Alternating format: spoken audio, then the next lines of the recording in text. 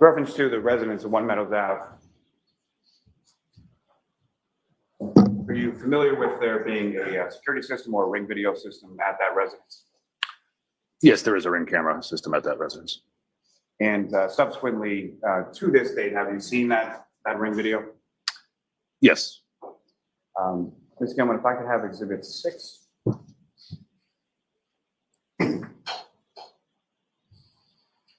If I could have video 159.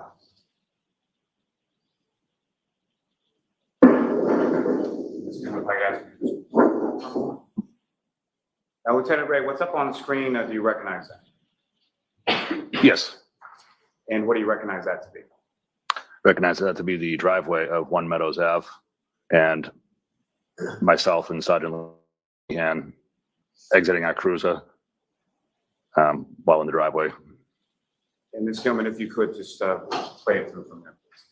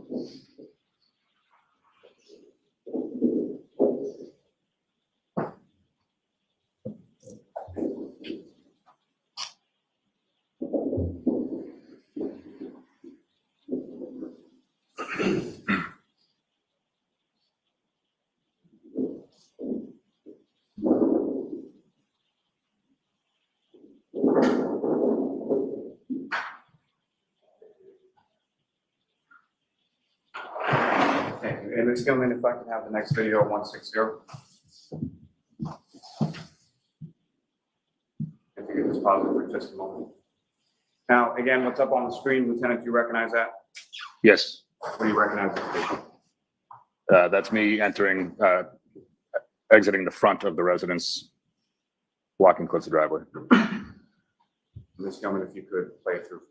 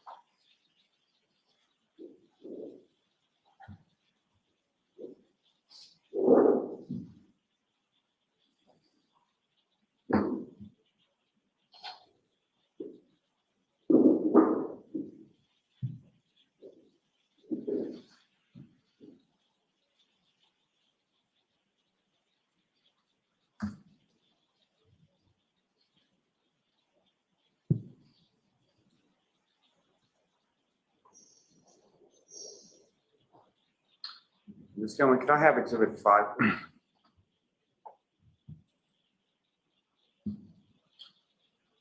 And from that, could I have video number 18?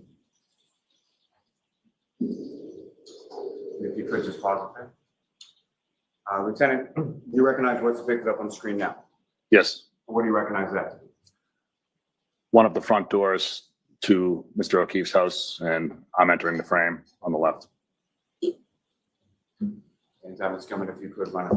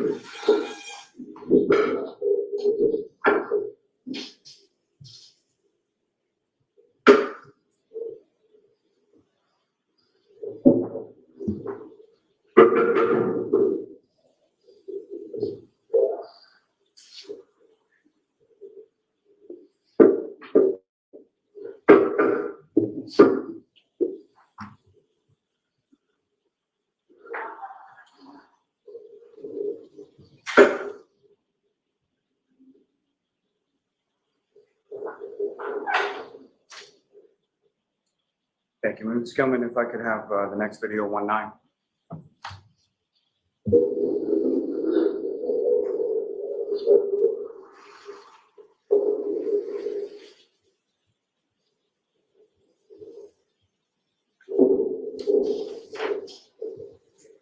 Pause it there, Ms. Gilman. Again, in addition to going to the front door and sort of in the driveway area, where, if anywhere, are you going in this video now? It looks like I'm heading towards this vantage point to the right, which if you're looking at the house from the front would be the left. To see if there's anything in plain view through the windows, if I could see anybody, any persons, any activity. Ms. Gilman, if you could press play.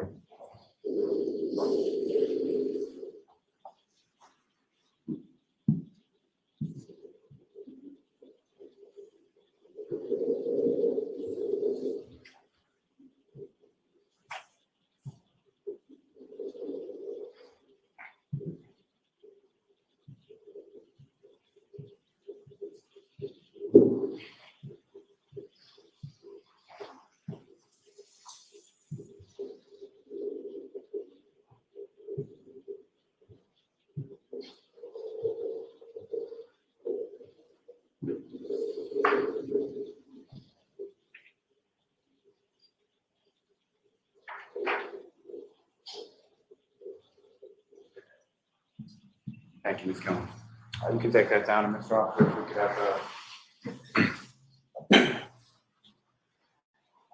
could have the light back on. Thanks, sir. And Lieutenant Ray, just lastly, once you left residence of One Meadows Ave, where did you go? I believe it went back to the police station. Just one moment, Your Honor. Yes.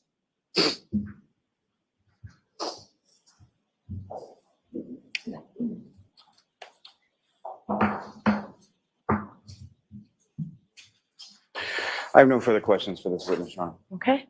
Mr. Unity? The defense has no questions. Okay. You are all set, sir.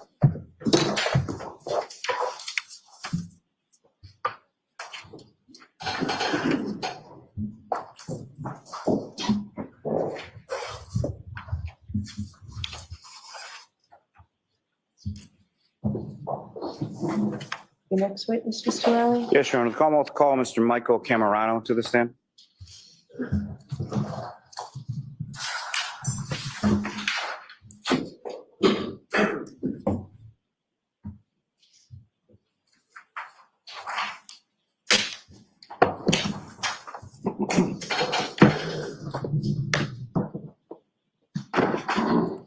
Absolutely, we could have, for sure.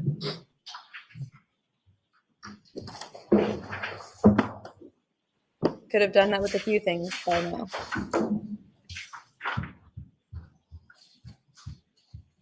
All right, if I may, while the witness is coming in, may we approach this Sure. procedural thing?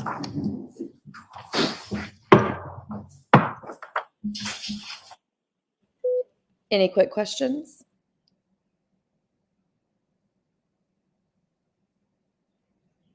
Any quick questions?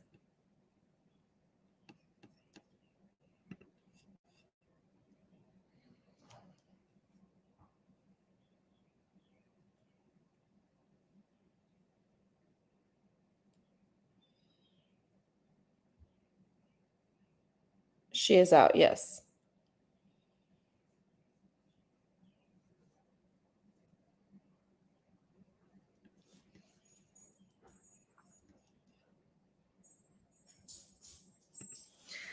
Did anything important happen yesterday? Well, let's see.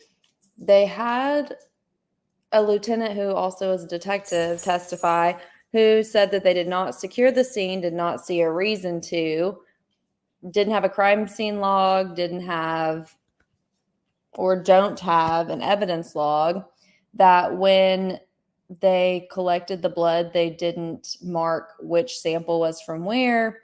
The blood was put in a red Solo cup from a neighbor's house. The bag was a fucking grocery store bag. And when the defense pointed out that it wasn't even in an evidence bag, it was in a grocery store bag, guy was like, same difference.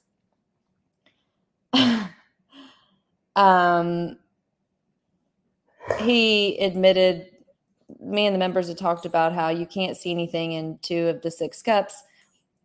He testified he couldn't see anything in those cups either.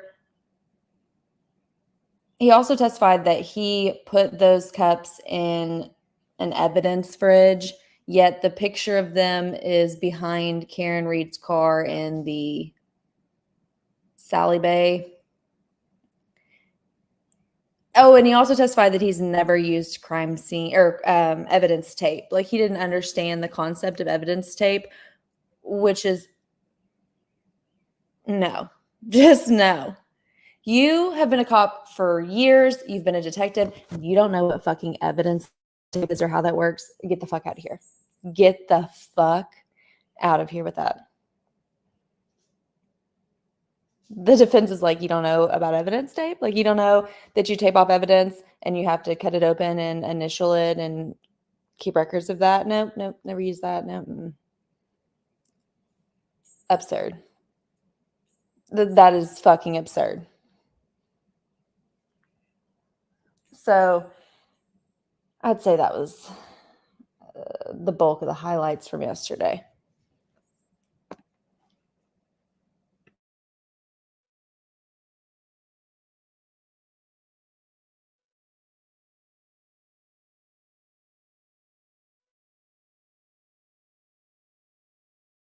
Yeah, I can't make it make sense. I can't. Like, you didn't secure the scene. You didn't see a reason to. Didn't keep a crime scene log. Didn't appear to be an evidence log. It was just fucking absurd, to say the least.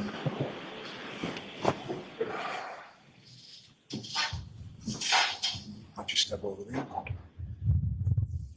Stop clicking the drill. You solemnly swear to demonstrate the court and jury in the case now and hearing the truth, the whole truth, and nothing but the truth, so help you. Thank you. Thank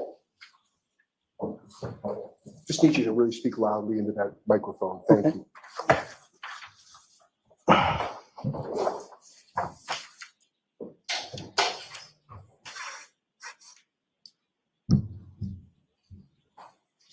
Whenever you're ready, Mr. Lally. Good morning, sir. Good morning. Could you please state your name and spell your last name for the jury? Michael Camerano, Camerano. And where do you live, sir? 292 Mechanic Street in Canton. So I'm going to ask you to keep your voice up, please, okay? Hey, sir, if you want that microphone to adjust around to whatever's comfortable, okay? Mhm. And how long have you lived in Canton? 18 years. And that residence you live at, who, if anyone, do you live there with? My wife and 2 children, And what's your wife's name? Catherine, And how old are your 2 children? 16 and 13. And the 16-year-old, is that a boy or a girl? Girl, And your other child, is that a boy or a girl? boy, Now, your wife, how long have the 2 of you been married? 25 years. And do you work, sir? Yes. What is it that you do for work? Labor's union. And does your wife work as well? Correct. And what does she do? She's a nurse. Sir, if I could turn your attention to January 28th, 2022. Do you recall that date, sir? Yes. And were you working that day? Yes. And do you recall what day of the week that was? Friday. And following work, what did you do after work? I went home, did some stuff with the kids. And during the time that you were home, who, if anyone, did you speak with, either via phone, text? I was talking to John O'Keefe. And with regard to John O'Keefe, how did you know John O'Keefe? I met John 7 years ago. And how was it that the 2 of you met? We met through mutual friends, and then our kids became very friendly. And the mutual friends through whom you met, who were they? The Robertses, And what are their first names? Kurt and Carrie. And starting with Kurt Roberts, how do you know Kurt Roberts? I grew up with Kurt. Where did the 2 of you grow up? Milton? So you've known Kurt Roberts most of your life, is that correct? Correct. And You mentioned that, so you have two children. How many children did Mr. O'Keefe have? 2. And those two children, as far as their ages and genders, what were they in relation to your two Same. children? So 17-year-old girl. 13-year-old son. Yes. And were each of your two children friends with Mr. O'Keefe's niece and nephew? Correct. Now, as far as friends were concerned, starting with your children and Mr. O'Keefe's niece and nephew, how close friends were they? My daughter was extremely close. And extremely close with John Kaylee. O'Keefe's Kaylee? Yeah. And with reference to your son and John O'Keefe's nephew, Patrick, what was sort of the nature of their relationship? They were close also. And as far as activities, what, if any, sort of activities did your kids do with Patrick and Kaylee? Patrick and Michael played baseball together. Kaylee and Madeline played basketball. Soccer also. And John O'Keefe, how would you describe your relationship with John O'Keefe? We were close. We did a lot of stuff together. Pick up the kids, drop the kids off. We coordinated a lot of stuff together. We're friends. And your residence versus, you're familiar with where Mr. O'Keefe lived, correct? Yes. Where did he live? Meadows Ave. And about how far away is Meadows Ave from where you live? 5 minutes.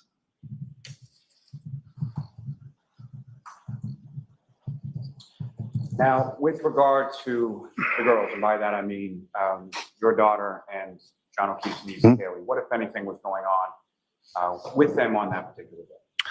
They both received acceptance letters to go to school. And which school was that? Bishop Fan? Is that a private school? Yes. So at the time of this, in January 28th, 2022, what grade was your daughter and Kaylee Furbush? 8th grade.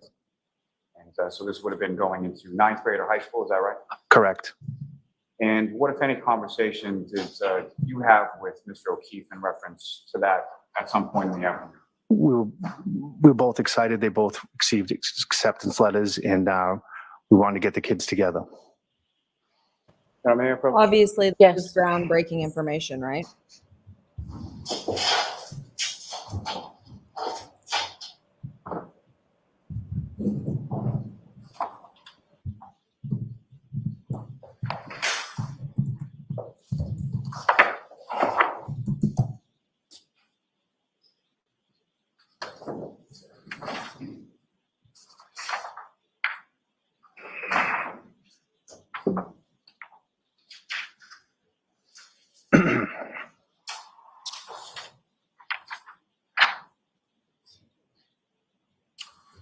I'm directing your attention. Show counsel.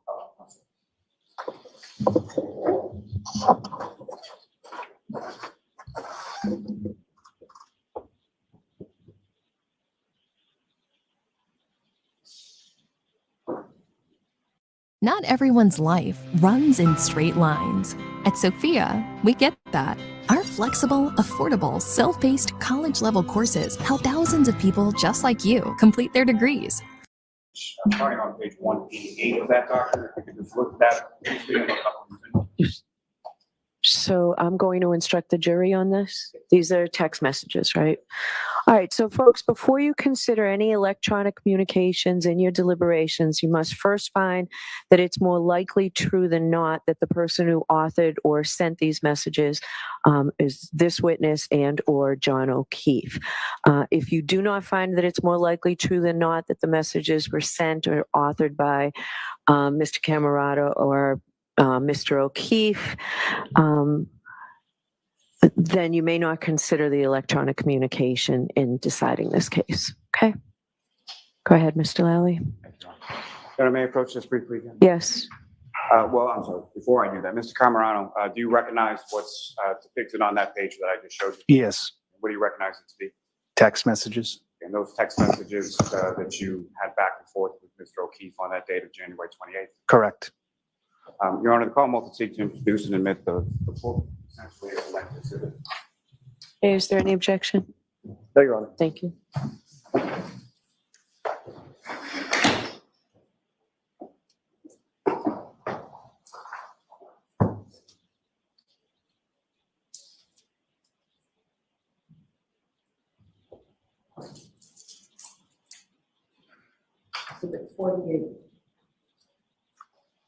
Thank you.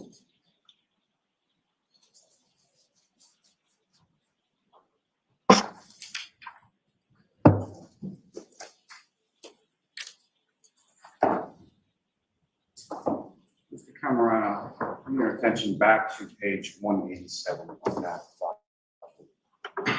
Do you see anything in there listing sort of participants in a text communication or conversation? On the bottom of the page.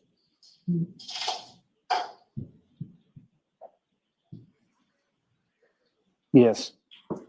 And as far as who are sort of listed as the participants in that conversation that comes to follow on the next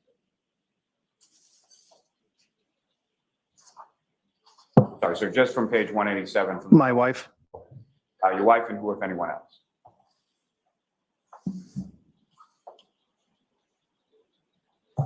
John. And your wife, John, and is your number there as well? Already have to. Correct. So essentially, that's a conversation between yourself, your wife, Catherine, and John O'Keefe, correct? Correct. Now,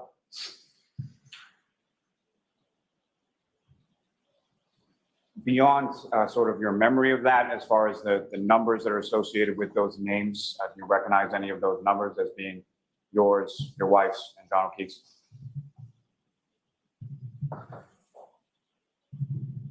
No, there's just 3 numbers there. Now, sir, if I could ask you to flip the page to the next one, 188. Your Honor, with the court's permission, may Ms. Gilman publish this to the jury as well? Yes.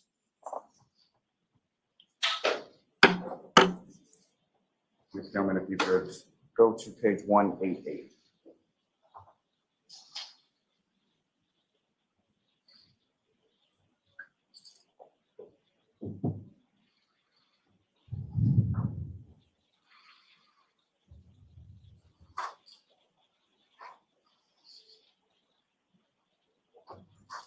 I'm sorry, Ms. Gilman, if you could just, thank you. Read my mind. So, sir, what's up on the screen right now? Is that what you have before you as page 188 of exhibits? I think it's 48. Yes. What's up on the screen? Is that what you have before you? Correct. Okay. And as far as from these conversations, there are blue bubbles and green bubbles. Is that correct? Correct. And if you can tell from the content or from anything else on the page for you, who is communicating in the blue bubble and who is communicating in the green?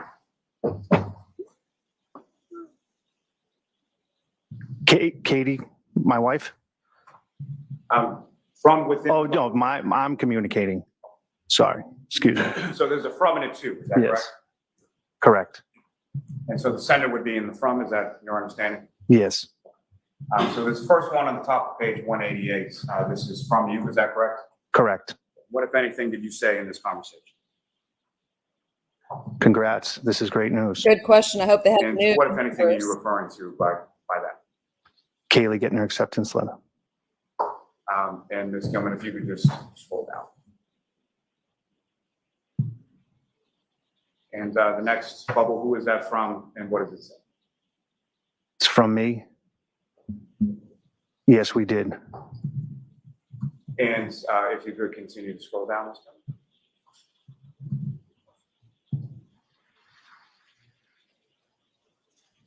And again, from this bubble, who is this from and what does it say? It's from John. Same news, I hope.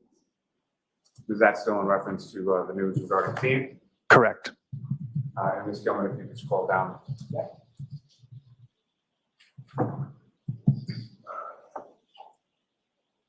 And again, sir, the next bubble, who is it from and what does it say? It's from me. Yes. Ms. Gilman, if you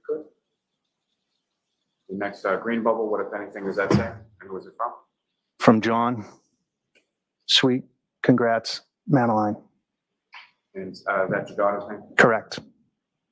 And if you could continue to scroll down, Ms. Gilman. And again, the next bubble, who is it from and what is this? It's from my wife. I'm so excited for these girls. Madeline doesn't know yet. Ms. Gilman, if you could. Yeah. And again, the next bubble, who is it from and what does it say? From JJ. And Well, I told Kaylee already, so I'm sure she's texted her by now. Poor kid is probably a nervous wreck. Ms. Gilman, if you could. And the next bubble, I know. and who is that from? It's from my wife, Kate. And if you could scroll down again, Ms. Gilman. And the next bubble, sir. From me, I am sure she is freaking out. If you could scroll down again, please. And the next bubble, sir, who is it from and what does it say? From John. No doubt. And if you could scroll down again, Ms. Gilman. Thank you. Now, sir, if I could, may I approach on just Yes. Do we need the lights on? Riveting testimony, Um, truly riveting. Mr. Camerata, are you able to see without these lights on? Yes, I can. Okay. So, sir, I'm going to direct your attention to within the same exhibits, page 156.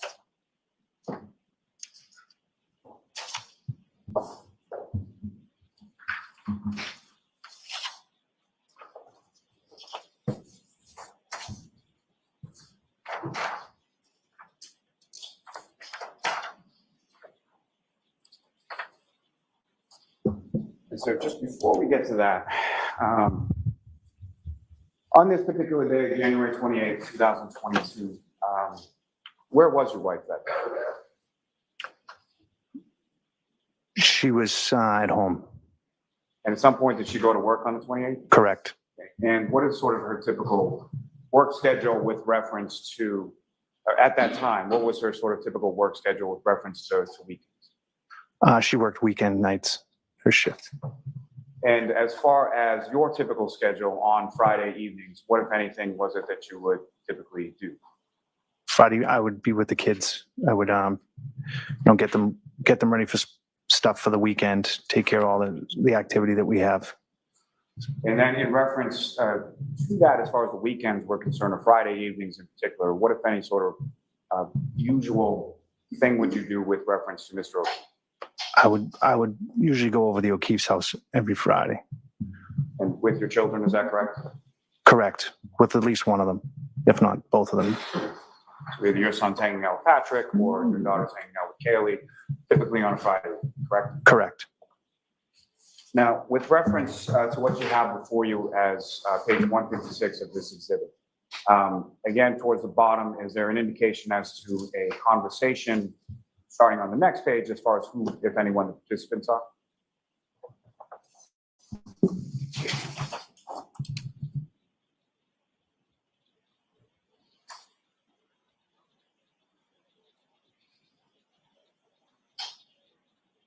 What are you asking? May I approach on? Yes. So what I want to direct your attention to is the bottom of page 156 here, as far as that box at the bottom. What, if anything, does that indicate as far as the participants in the conversation that continues or begins on the next page?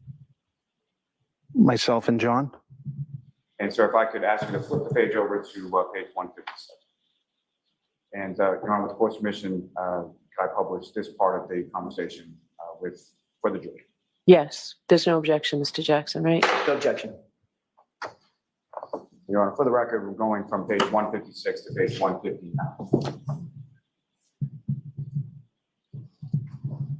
And so, Mr. Cameron, again, what's up on the screen, is that what you have before you as page 157? Correct. And you can look at either, whether it's the book in front of you. Okay. Or if it's easier to see the screen either. But with reference to what's up on the screen, that first bubble, as, if you could indicate to the jury again who it's from and what it's. It's from JJ. How did Kara do, by the way? And who is Kara? I don't know. Fair enough. Now, with reference, Ms. Gilman, if you could scroll down. And the next bubble again. I'm sorry. May I- Take the screen down, please, Ms. Gilman. Turn on the lights, please. Thank you. May I have just a moment with council? Sure.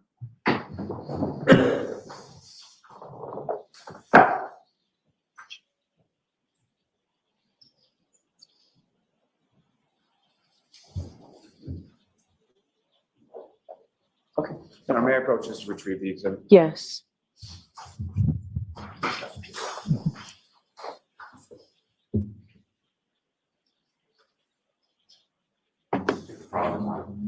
And Yes. just for the record, Your Honor, I would ask at this point to strike whatever, I don't think there was a whole lot done on that page, but whatever that was, did not. Yes, seem to be it was an I don't know answer, so. Thank you. Yeah. So jurors disregard that last question and answer.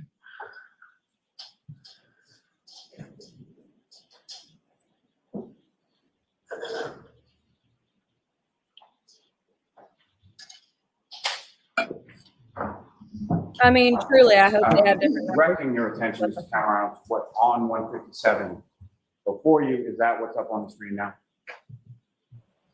You're not alone, Yes. Benita.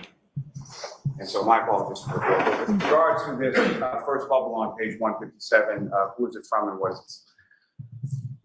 From JJ. You guys around tonight? I'm just coming if you could scroll down. And with respect to that next blue bubble, who is it from and what is it? From me, Kate is working. I'm around. Madeline Michael is going to the Loose to play with a friend. And what is the loose play? The Loose is a elementary school. Was there a play? The play, there's a park down there. Activities for kids. I'm waiting to find out because right now I'm not seeing the end of And the. again, who is it from and what does it say, sir? From JJ. Okay. At the driveway with her now. I'll text on my way back. And could that be at the doctor? Could be. And Could be, not scroll relevant. down to the next bubble. And again, who is it from and what does it say? Oh, Don. From me to JJ, everything okay? And if you could, down to the next bubble, Ms. Gilman. And again, who is it from and what does it say? From JJ. Yes, stupid shit. And if you could scroll down to the next bubble, Ms. Gilman. Again, fair to say, I would show this blank. one way to describe this. As far as no text, but maybe. Yeah. And go back to the microphone or.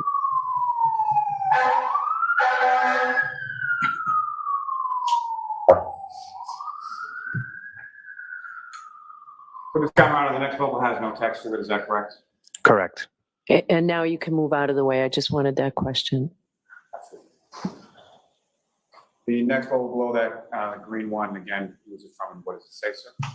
From Johnny. Just told Dr. Jin that they both got into fiend. And if you could scroll down to the next bubble. And again, green bubble, who is it from and what does it say, sir? From Johnny. Want to drop Madeline off and hit the hillside for a bit. And what is the hillside, sir? It's a pub. And where is it located? In Canton. And Ms. Gilman, if you could scroll down again. The blue bubble on the screen, who is that from and what does it say? From me to Johnny. I probably won't get to your house till 5:30. Ms. Gilman, if you could scroll down again. Again, that green bubble, who is it from and what does it say? From Johnny. Okay. Ms. Gilman, if you could scroll down again. And again, the blue bubble on the screen, who is it from? For me, I am leaving in 10.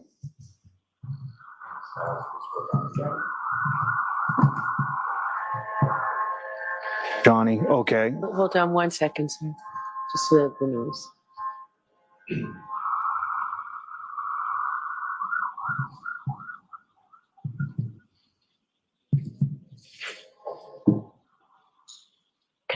Okay, sir. And the next screen bubble. Could you answer again, please? Yes. From JJ, okay. Thank you. And Ms. Gilman, if you could slow down one last time, and that's, thank you. Ms. Gilman, you can take that. Your Honor, may I approach just to retrieve? Yes. You're welcome.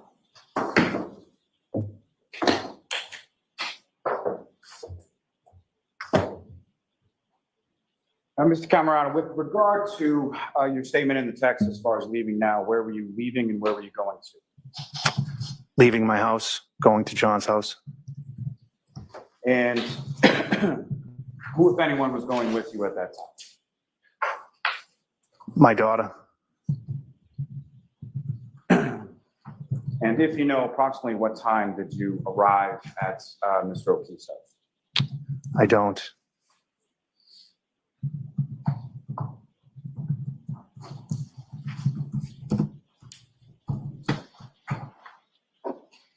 Now, through your friendship with Mr. O'Keefe, did you become familiar with a person named Karen Reed? Yes. And how did you become familiar with her, and who, if anyone, was she to Mr. O'Keefe as far as? John introduced me to her. She was John's girlfriend. And just to be clear, do you see Ms. Reed in the courtroom today? Yes. Could you just identify as to where she's seated or an article of clothing that she's wearing? She's sitting right there. No, just as a record to reflect identification and identify the witness. Yes. Now, with regard to Ms. Reed, prior to that date of January 28th, 2022, how long had you known Ms. Reed? A year? Do you recall approximately when you met her? No. And as far as you were aware, where Mr. O'Keefe lived, did Ms. Reed live there as well? Yes, not full time. So she had a house of her own, as far as you knew? Correct. And about how often on a given week would you see Mr. O'Keefe? Couple times. And about how often would you see Ms. Reed? I would see her also. Get to the point. Now, as far as your relationship with Mr. O'Keefe and or Ms. Reed, would there be occasions where you would see Mr. O'Keefe without Ms. Reed? Correct. Yes. Would there be any occasion where you would see Ms. Reed without Mr. O'Keefe? Yes. And where would that be? At the house, maybe at Fields.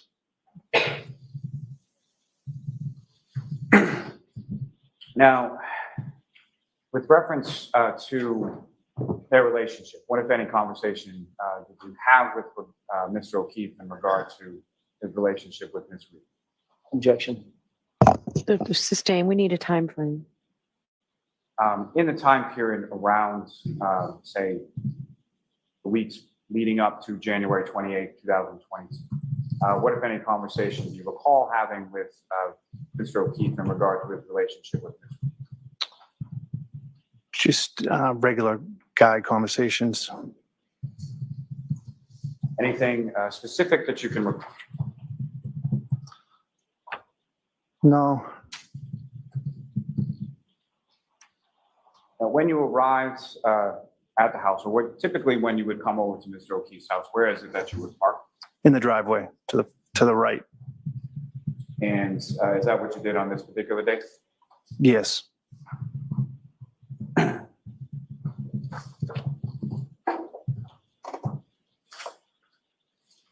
When you arrived at the house, where did you go?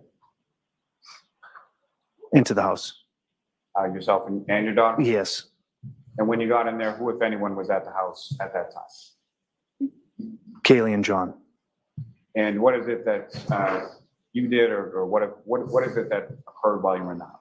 Excuse me? What happened in the house?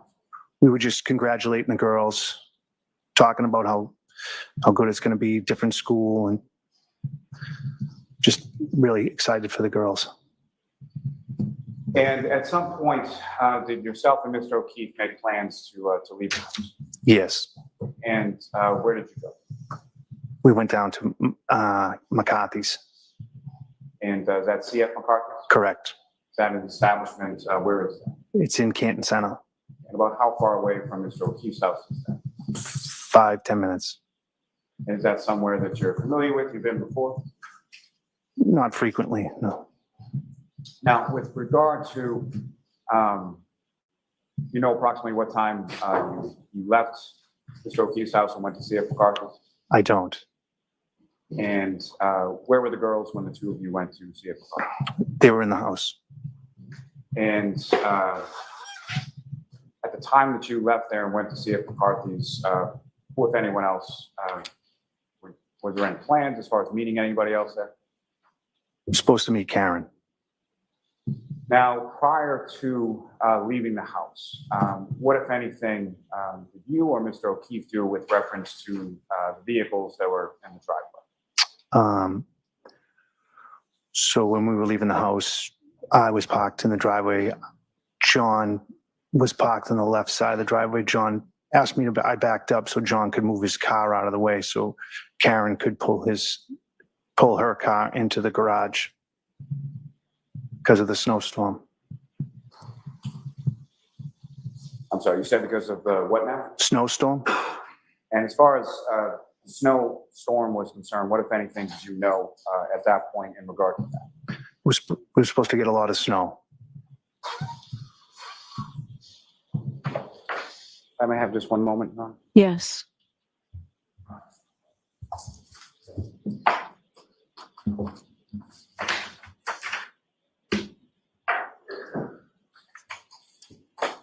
I'm just trying to remember which is which. Now, with the court's permission, I would ask that Ms. Gilman be allowed to publish a part of Exhibit 6, which is the driveway of the rain video. Okay.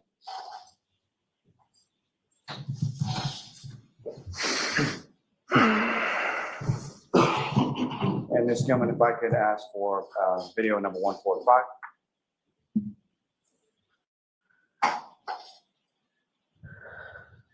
I'm sorry, if you could pause it like that. Mr. Camarano, do you recognize what's up on, Yes, and what do you recognize that to be? myself and my daughter. And as far as, may I approach the witness again, Your Honor? Yes. So just- As far as the point, could we get to it? Okay. Okay. And Ms. Camarano, using that laser pointer that you now have with you, if you could direct the jury's attention to where in this video you observe yourself and your daughter. And there are two vehicles in this sort of frame, is that correct? Yes. And if you could, using the laser pointer, just describe to the jury whose car is who and where it is. The white car is mine. The SUV is John's. Now, as far as the ring system that Mr. O'Keefe had at his house at this time. In my opinion, I agree. As far as your knowledge of it, what, if anything, would the two of you do with reference to sort of picking up or dropping off kids in the ring video? Yes, he had a camera, so like I'd always wave or give him, I always knew that he was like watching. And do you know how he was watching if he wasn't home? Yes, on his phone. So would that be sort of a running joke between the two of you? Yes. Okay. Ms. Gilman, if you could play this.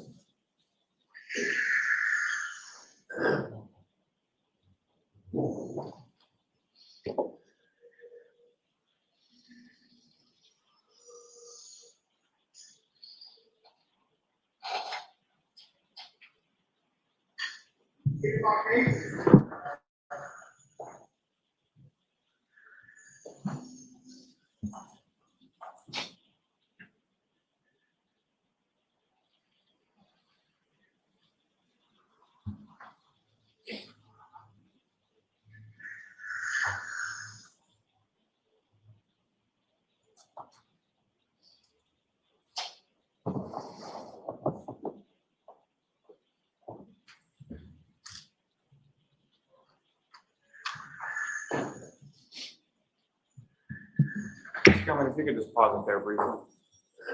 Now, Mr. Cameron, are you familiar with Mr. O'Keefe's house? You've been there plenty of times, correct? Yes, And with reference to sort of where you and your daughter sort of exited from the screen, what, if any, sort of entrances to the home were located in that area?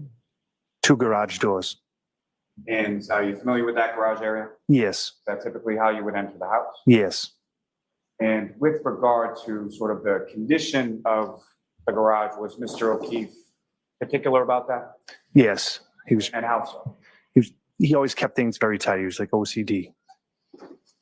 And so as far as how many garage doors, as far as, and what I mean by garage doors is sort of electronic up, up and So there's down. 2 garage doors that go up and down, and there's a door. Just a single entry door. On the left, as far as the left. There was an old classic car he had, convertible.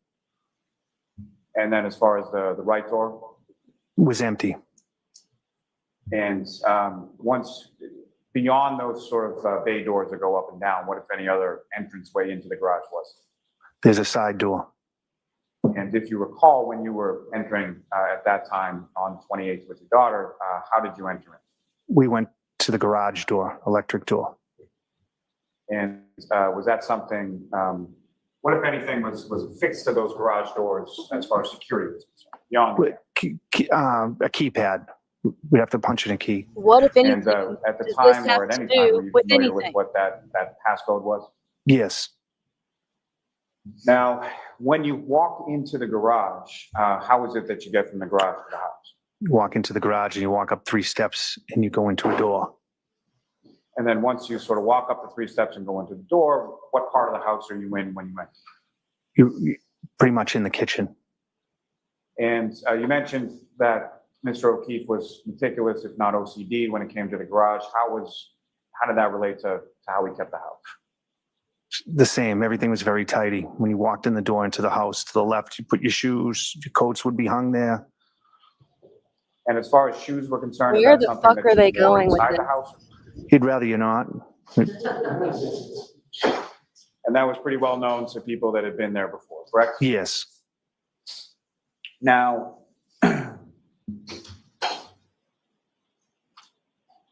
Ms. Gilman, from the same exhibit, if I could,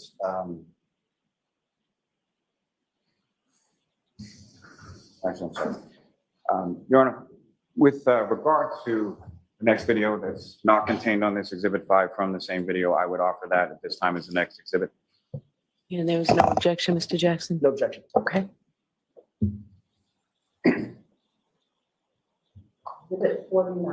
Thank you.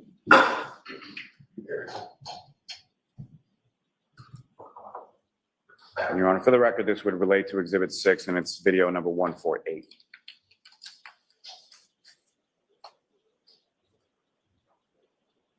And with the court's permission, may I publish that to the jury at this time, Your Honor? Yes.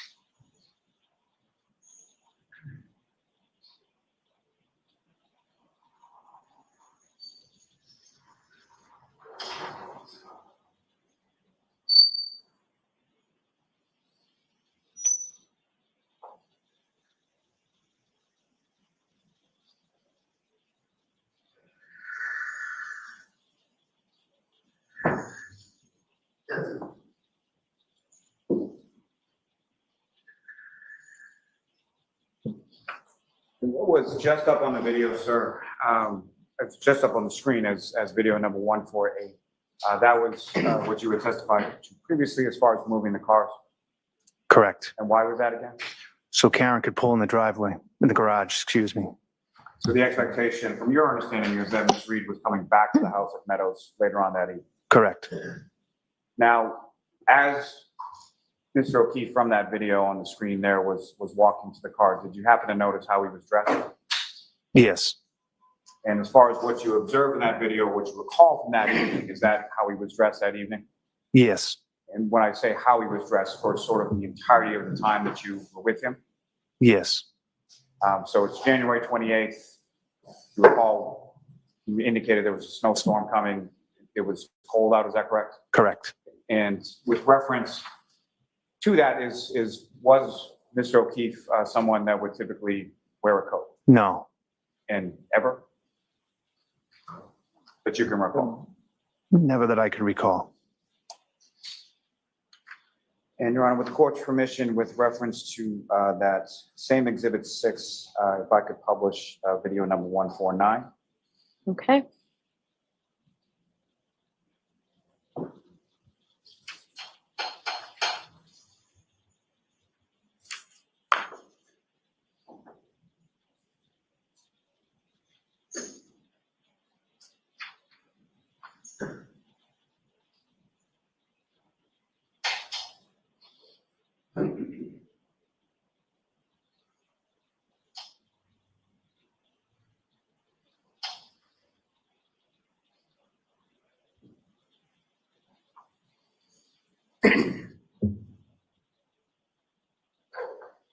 And Ms. Gilman, for the sake of time, you can start.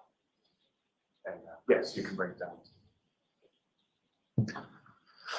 So from that video, Mr. Camerano, what is it that you and Mr. O'Keefe are doing in that video? Heading down to McCarthy's. Now, Do you want the lights on, Mr. Lally? yes. Thank you.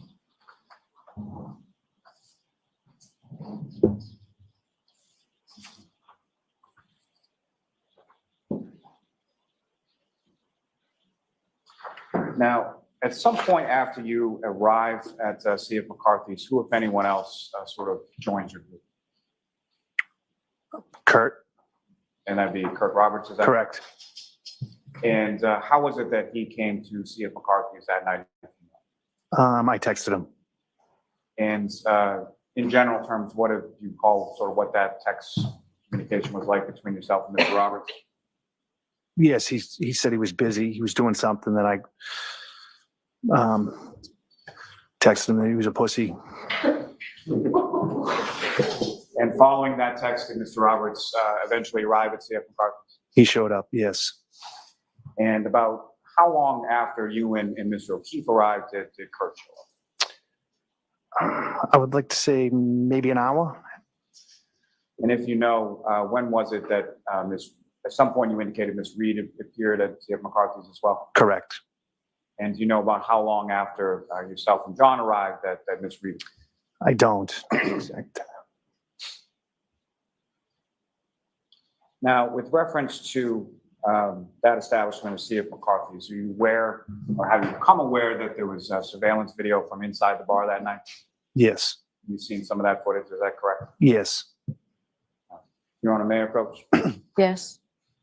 I want to seek to introduce and admit the surveillance video from C.F. McCarthy's as the next exhibit. And there's no objection, Mr. Jackson? There's none.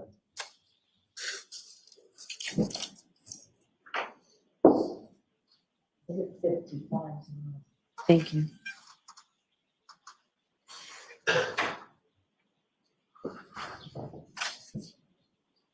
Thank you very much. Tori.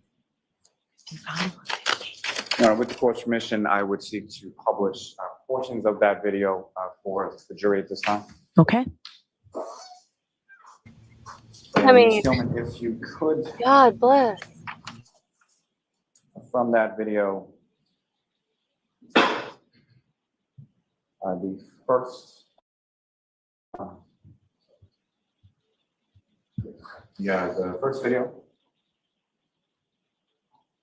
If I could ask you to play from about 7 minutes and 40 seconds, and we'll go through about 9 minutes.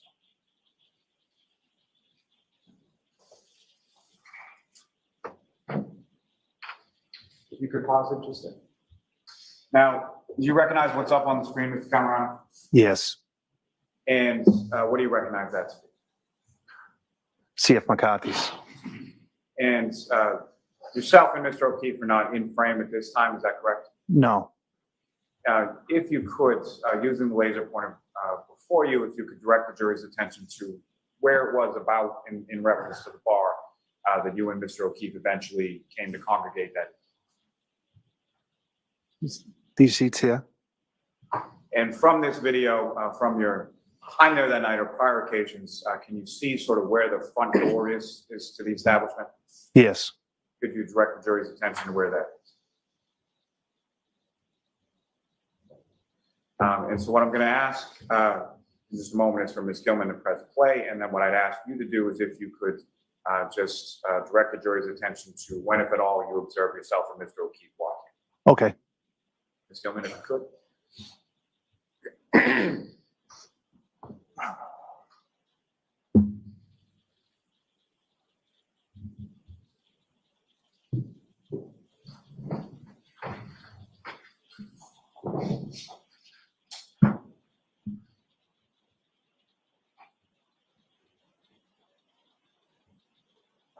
And Ms. Cameron, if you could pause it right there. And just, I'm sorry, Mr. Cameron, you're directing with the laser pointer to the Sorry. screen. If you could just describe what you're directing. Please. That is me. And that is John. And thanks. Well- Ms. Gilman, if you could just, again, play this through the 9 minutes.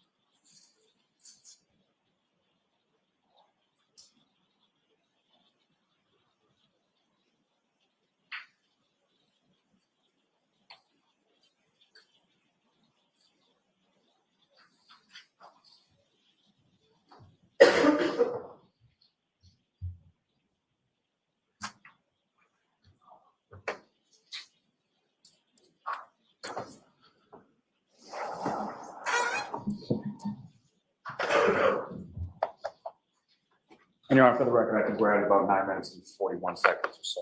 Okay. So with reference to Steve McCarthy's, you went there, had some drinks, correct? Yes. Do you recall what you were drinking or what John was drinking that night? Beer. Is that sort of typical for the two of you? Yes. Do you recall sort of, was that from the tap, a bottle, or something? From the bottle. And do you recall what type of beer typically you would drink or Mr. O'Keefe would drink? Bud Light. And do you recall specifically that's what you had that night, or that's just what you typically had? Typically, I think we had Bud Light. And if you know approximately how many beers or how many drinks did you have over the course of your time at CF McCarthy's that night? I don't. As far as yourself versus Mr. O'Keefe,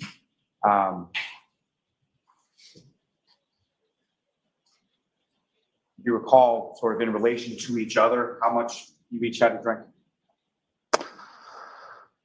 Not, maybe 6 beers. And what I'm asking, sir, is it's not like, did one of you have 10 and one of you had 2, or was it sort of commensurate with each other? Commensurate, one for one. I would, So essentially, you're buying rounds as you go along. correct. Now,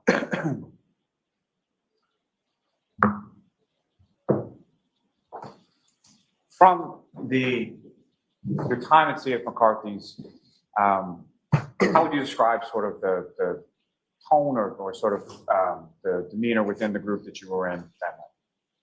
Pretty good. So no arguments, no fighting, anything like that? You recall? No. And just briefly going back to the clothing that you observed Mr. O'Keefe wearing in this and that you recall him wearing that night, what, if any, damage or tears or anything like that did you note in any of his clothing that night? I did not see any. Now, Ms. Gilman, if I could ask you to take this down and go to the third video.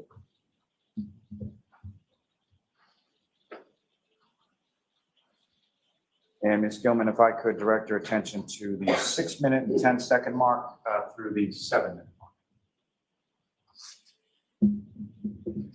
And when you get to 6:10, if you could just pause. Now, Ms. Cameron, I'm directing your attention to the screen, if you could, from the parties that were within your group sort of that night at the bar, if you could just direct the jury's attention to who was who, or if anyone you recognize. Kurt, So in addition to yourself and Mr. O'Keefe, Mr. Roberts now joined your group. correct. And Ms. Gilman, if you could just play it for me.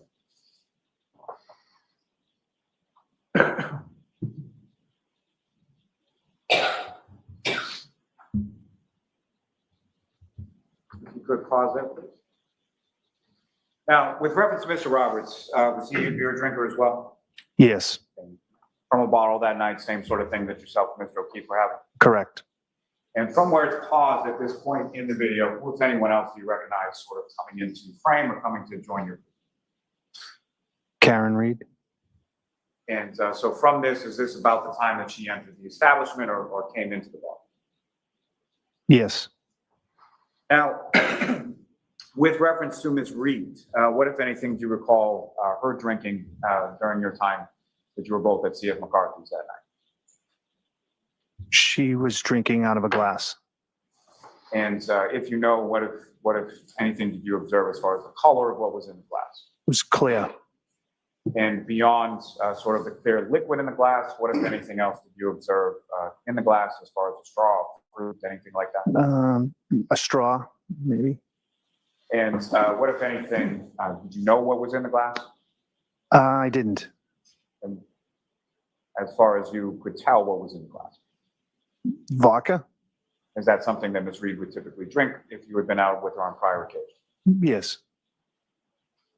Now, I'm sorry to keep jumping back. and forth. Objection, speculation. Ms. Gilman, if you could just hit play again and let it run, excuse me, to the 7-minute mark.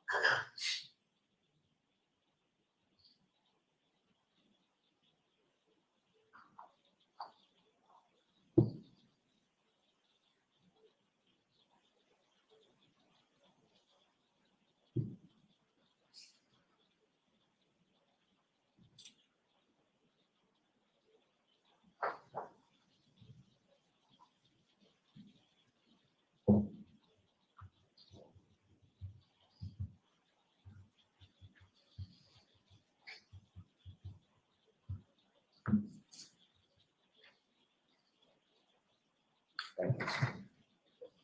Now, Ms. Gilman, from this same third video in this exhibit of the C.F. McCarthy's, if I could ask you to forward to the 14-minute mark, pause there.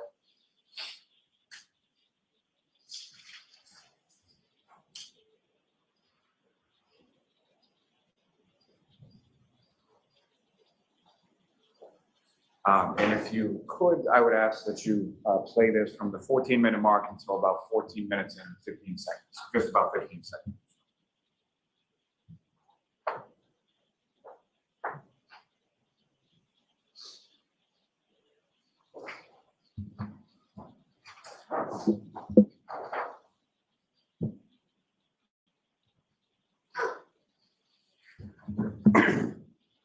And Ms. Gilman, you can take that down for now. So Ms. Camerano, you indicated that your son was at Luz Elementary School for a play of some sort, is that correct? He was for a little bit. And from there, where, if anywhere else, did he go that evening? He went to a friend's house to skate in his backyard. Skate as far as just skating, or what, if anything else? He was skating at a little party.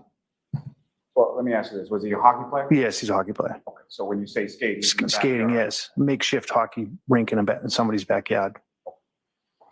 And at some point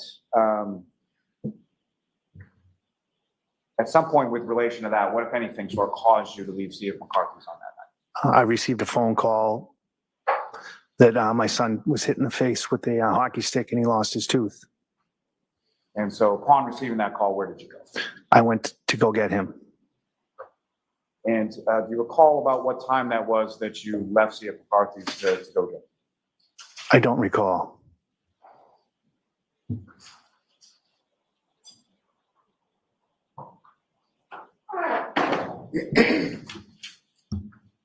Now, from the group that you were with, as far as yourself, Mr. O'Keefe, Ms. Reed, and Mr. Roberts, who, if anyone, left first?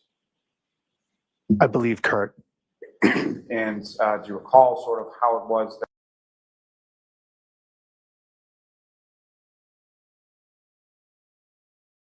so sort of an Irish goodbye? Yeah, Irish goodbye, yes. That's something he's known for? Yes. And about when was that in relation to when you left? Not too soon after. I'm sorry, not too soon after or not too soon before? I left after probably, I'd like to say 15 minutes after Kurt left.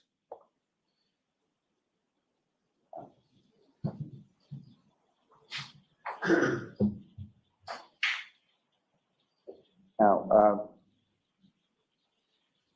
with the court's permission, Your Honor, I'd just like to publish just 2 more segments from this. Okay. So Ms. Gilman, if I could direct your attention to the 4th video. 4th one down. And if I could ask you to forward it to about 19 minutes and 40 seconds.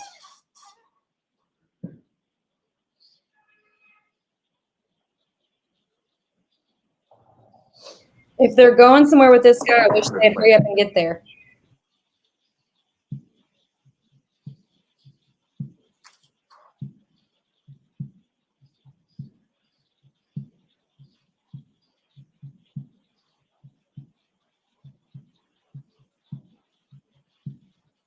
And Ms. Gilman, if I could ask you to just pause it there for 1 second. Now, Ms. Camerano, from your looking at this surveillance video here, or from your memory of that night, you see Mr. O'Keefe speaking to another gentleman, is that correct? Yes. You know who that person is? Yes. And who is that person? Sully. And do you know his first name or anything beyond just Sully? Sully, I don't know his first name. And how is it that you know him? Kids play baseball with his son. So in addition to your son playing baseball with Mr. O'Keefe's nephew, Mr. Roberts, does he have a son that's around the same age? Correct. And this individual, Sully, he has a child that plays baseball with the 3 of your kids? Correct. Is that someone that you had contacted to meet there, or he just happened to be there? He just happened to be there. Ms. Gilman, if you could just hit play again and just run to about the 20-minute mark or so. Now, Ms. Gilman, if you could move that forward again to 24 minutes and 10 seconds.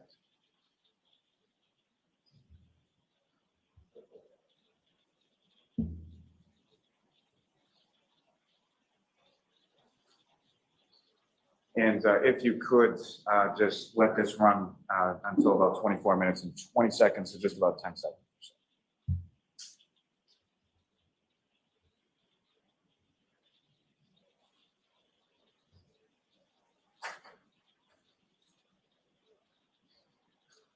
And so, Mr. Camerano, did you see yourself in that portion of the video? Yes. And you know what you were doing at that time? Leaving. And so prior to leaving, had you sort of settled up a tab or something? Yes, I picked up the tab. And then you left and went to get your son, correct? Correct. Ms. Gilman, you can take that down, please.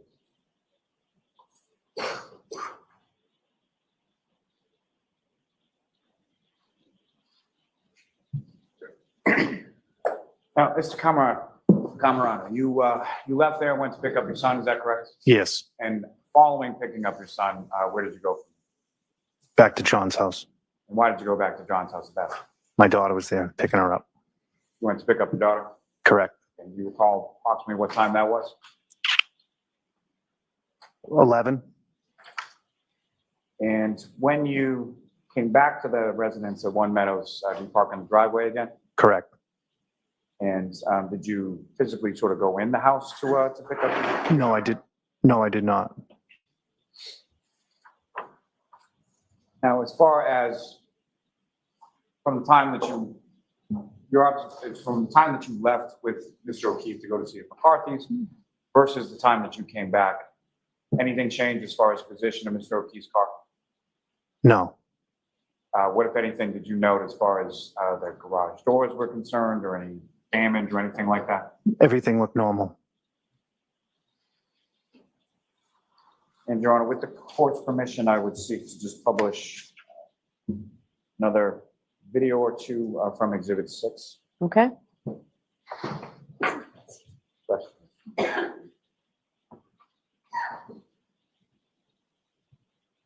And at this time, Ms. Gilman, if I could have from the driveway again, video 152.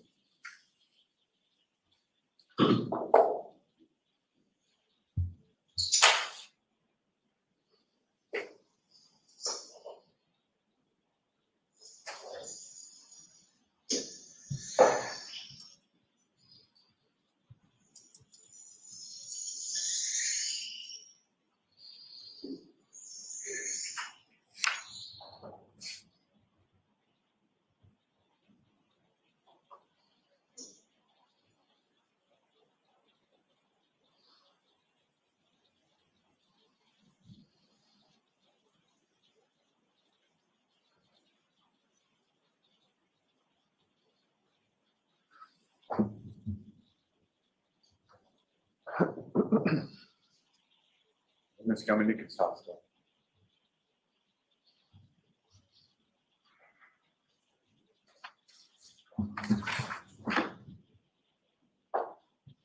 Now, from that video 152 that was just up on screen, sir, can you describe for the jury, excuse me, just as sort of what was going on in that video? I was picking up my daughter, Madeline, and my son, Michael, was with me. Yes, all three of us. And where did you go from there? Home. And when you got home, well, let me ask you this first. During the time that you were at C.F. McCarthy's, you obviously, at some point, you didn't do an Irish goodbye? No. So at some point, you indicated to Mr. O'Keefe and or Ms. Reed that you were leaving to go pick up your son? Yes. And what, if any, indication did they give to you as far as where they were going, or what were their intentions for the rest of the evening? They were heading either across the street or to the hillside. And when you say across the street, what, if anything, was across the street? There's another bar room. That's the waterfall? Waterfall, yes. You familiar with that establishment as well? Yes. Where is that in relation to CF McCarthy? Across the street to the left, if you were coming out of CF McCarthy's. Walking distance, is that correct? Correct. And you leave, you get your son, you pick up your daughter at Mr. O'Keefe's house, and then you go home, correct? Correct. And when you get home, about how much longer were you up before you went to bed? Wasn't up much longer. And when you typically go to bed, what, if anything, did you do with your phone? Put them on the charger. Where's the charger located in reference? In the kitchen. And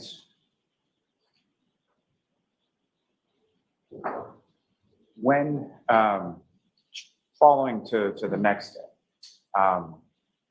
about what time is it that you wake up on the 29th? 5:36 a.m. And what was it that woke you up, if you know? Phones ringing. And how many phones do you have? 2, And essentially one personal, one work, is that correct? correct. Were both phones ringing or one of the other? 1 phone at that time, Was that your work or your personal? my personal phone. And get up, you hear that, you look at your phone, what, if anything, do you see on the screen? I see a lot of missed calls, a bunch of missed calls from Karen and missed calls from my wife's work.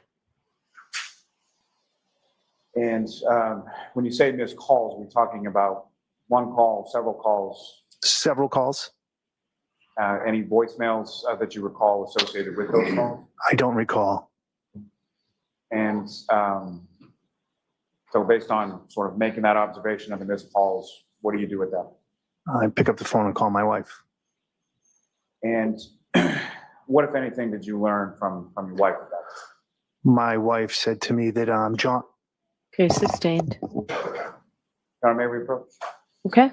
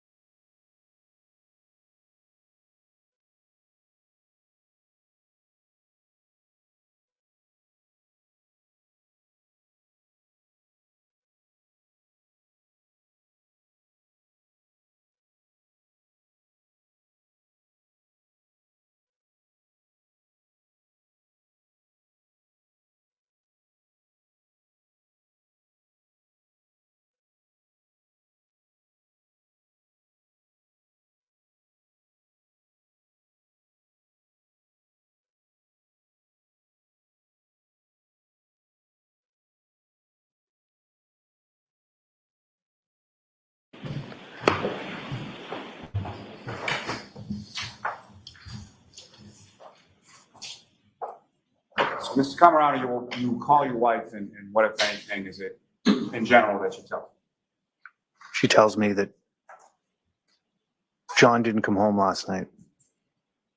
And she's still at work at this point, is that correct? Correct. Did she indicate to you how she came to find Absolutely that? riveting, right? She just, she said she's received phone calls from From whom? Karen. From Karen. And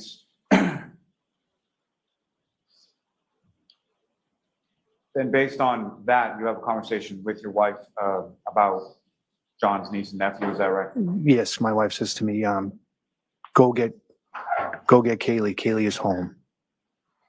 So at that time, your wife tells you that Kaylee is home in Meadows Ave by herself. Yes, And so based on that information, what is it that you do next? I realize that Kaylee's home alone, so I throw some clothes on, go out to the car, clean the car off real quick, and get in the car and go. When you say clean the car off real quick, what, if anything, did you have to clean off? I cleaned the snow off the front windshield. And again, you sort of drive over to John's house to get Kaylee. Correct. And when you get there, you pull in the driveway as well. Yes. And when you get to John's house and you pull in the driveway, what, if anything, did you observe about sort of the condition of the garage doors at that point? When I pulled in, I could tell the door, the garage door was open, left open. Which one? The one to the right or the one? To the one to the right. And you go inside that door? I do.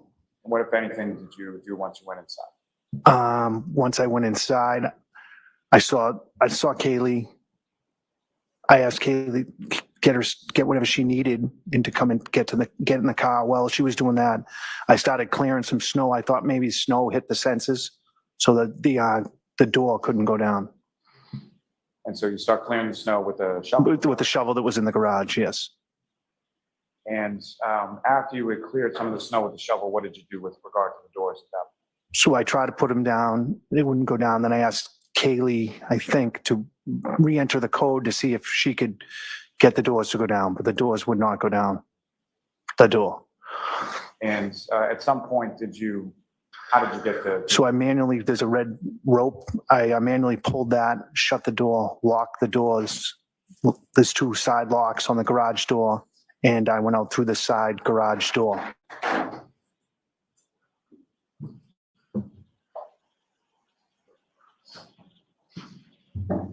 Now, when you arrived at the residence, residence and pulled into the driveway, do you recall how many vehicles were in the driveway when you got there? Yes, And how many? 2, And whose vehicles were? John's and Karen's. And John's vehicle, where was that in relation to the last time that you saw it when you picked up your daughter? Same spot. And as far as the defendant, Ms. Reed's vehicle, where was that in relation to the garage or in relation to the drive? It was pulled in on the left side, all the way in. So in the area of the garage door that you were just speaking? Correct. And at that time, did you look at the vehicle or touch the vehicle in any way? No,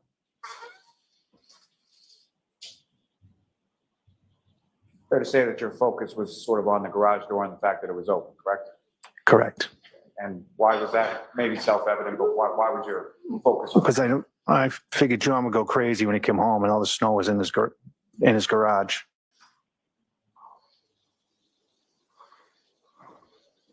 Now, at any point in time when you initially got the call from your wife, did you yourself reach out to John at any point? I did not.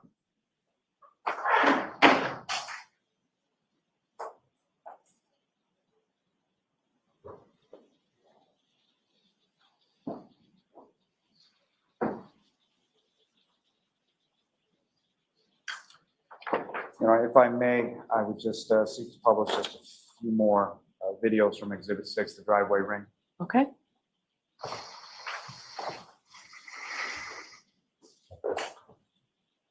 And Ms. Gilman, if I could have from those, first starting with video 155, and essentially it's going to go 155 through 158.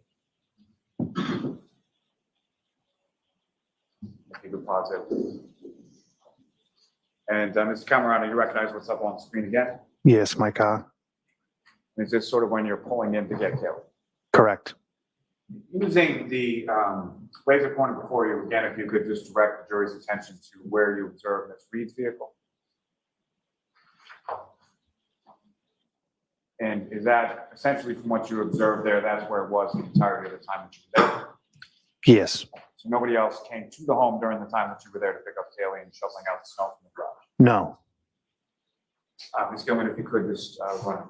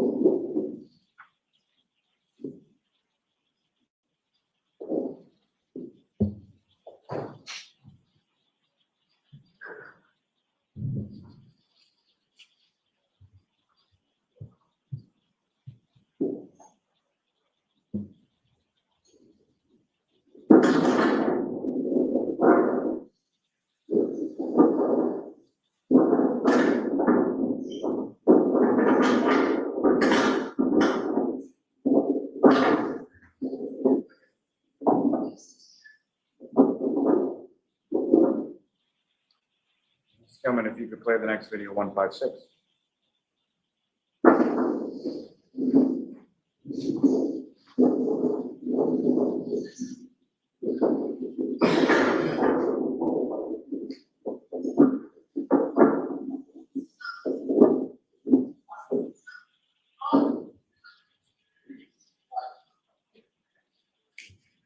Car's locked.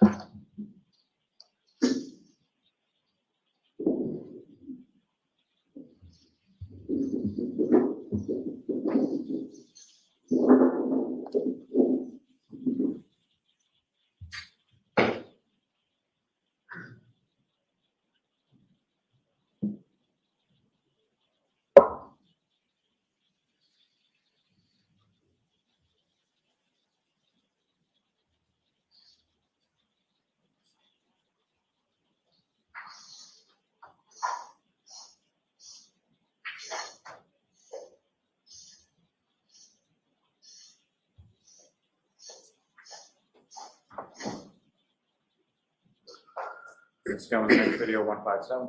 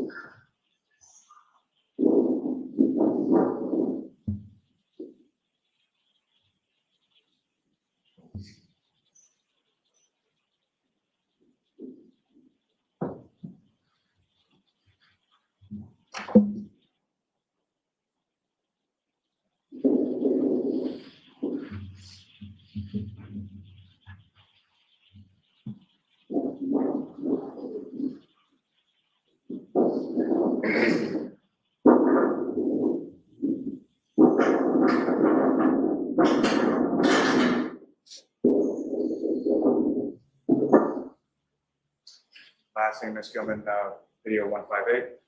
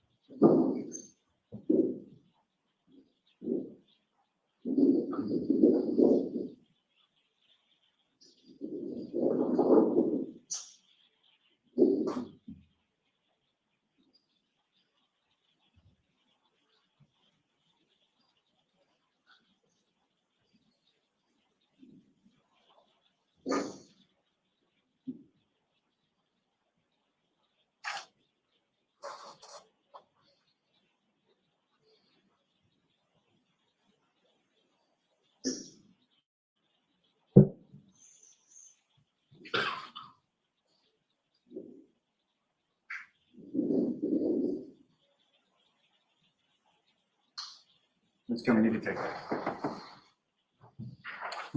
And so, Mr. Camarano, what was just in those last 4 videos that were played before the jury? Is that essentially the process that you were describing as far as yourself and Kaylee trying to get the garage door down?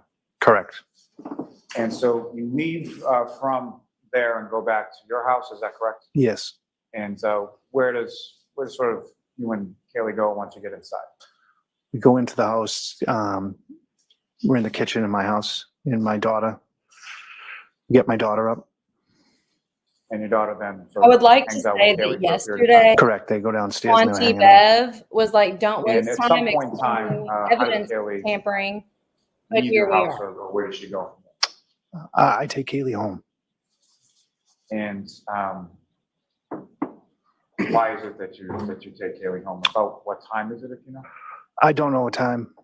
Paul had called me. And by Paul, who do you mean? By? Paul O'Keefe, John's brother. And he informed you that John had passed? Yes. So you took Kaylee to the house on Meadows Ave to be with the family, is that correct? Yes.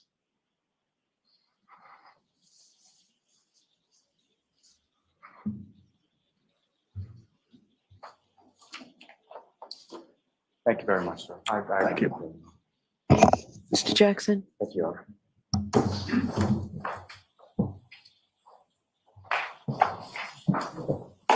Mr. Camarado, just a few questions. You and your wife did spend a lot of time with John O'Keefe and Karen Reed as a couple, correct? Decent amount, yes. Would you consider John one of your best friends? A good friend. In fact, you were close enough that your children spent a lot of time with John O'Keefe and Karen Reed as a couple and their kids, correct? Correct. In fact, is it true that sometimes they would even vacation together with Mr. O'Keefe and Ms. Reed? Correct. There was a trusting relationship that you had with both Mr. O'Keefe and Ms. Reed to put your kids in their care. Correct. You mentioned this wonderful news about your kids, your daughter getting into this great school. I think it was called Bishop. Bishop fan, yes. Before the acceptance, there was actually a sort of a process, like an open house that you needed to take the kids to, correct? Yes. You took your daughter, right?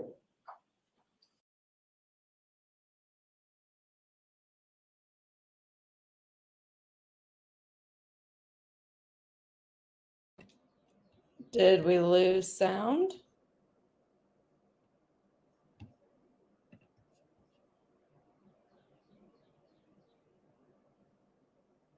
Don't know what happened there.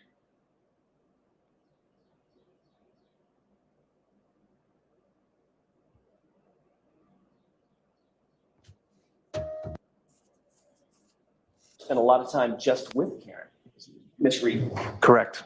running errands, going to Miss Reed's house, having Miss Reed care for her, Correct. and you had no issues with that No. because you liked Karen. You liked Correct. Miss Reed.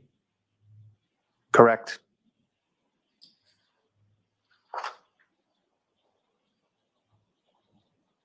It was probably, did you say once a week that you would hang out with and socialize with Miss Reed and Mr. O'Keefe? Yes. So you got to know them not just individually, but as a couple together, correct? Yes. You saw them on most Friday nights, right? Correct. Never saw them argue or fight. Argue. Matter of fact, one time you were asked about this in front of a grand jury, and you said, I wouldn't even call it bickering, it would just banter together. I guess so, yes. You never heard Mr. O'Keefe complain about Miss Reed or vice versa? No, I did hear him complain about like when when Karen would buy like very nice things for the kids, like he wouldn't like that. God, Stuff like she's that, or terrible for doing take that. the kids She's to get their terrible for nails that. done or something like God. that. So maybe spoiling the children. Yes. Yes. Certainly nothing to suggest that there was any abuse or anything like that. It was just a matter of fact. Correct. Correct. Mr. O'Keefe had an idea about how to raise children that was maybe a little bit more modest than Miss Reed did. Correct. So you described earlier at another hearing, you described the situation. Miss Reed got a very expensive sweater for Mr. O'Keefe's niece. Correct. And Mr. O'Keefe's response was, boy, I wish he hadn't done that. That's spoiling that little girl. Yes. You would agree there are worse things in the world than spoiling a child. Correct. I'll let it stand. You never heard Mr. O'Keefe even hint at the idea of breaking up with Miss Reed. Not that I can recall.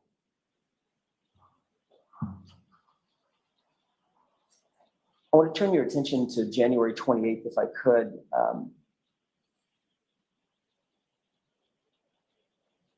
We saw a video and you explained what was happening in the video where some cars were being jostled around. That was Mr. O'Keefe actually moving his car to facilitate Miss Reed bringing her car over to his house to put it in the garage, correct? Yes. Kind of a chivalrous thing to do for your loved one. Yes. Didn't want her to be out in the snow if it was going to be a heavy snow, is that right? Correct. And the idea was that that weekend, he intended that Miss Reed would likely be with him and the family for the entirety of the weekend during that blizzard. Correct. So she'd have a nice warm place and a dry place to put her car. Yes.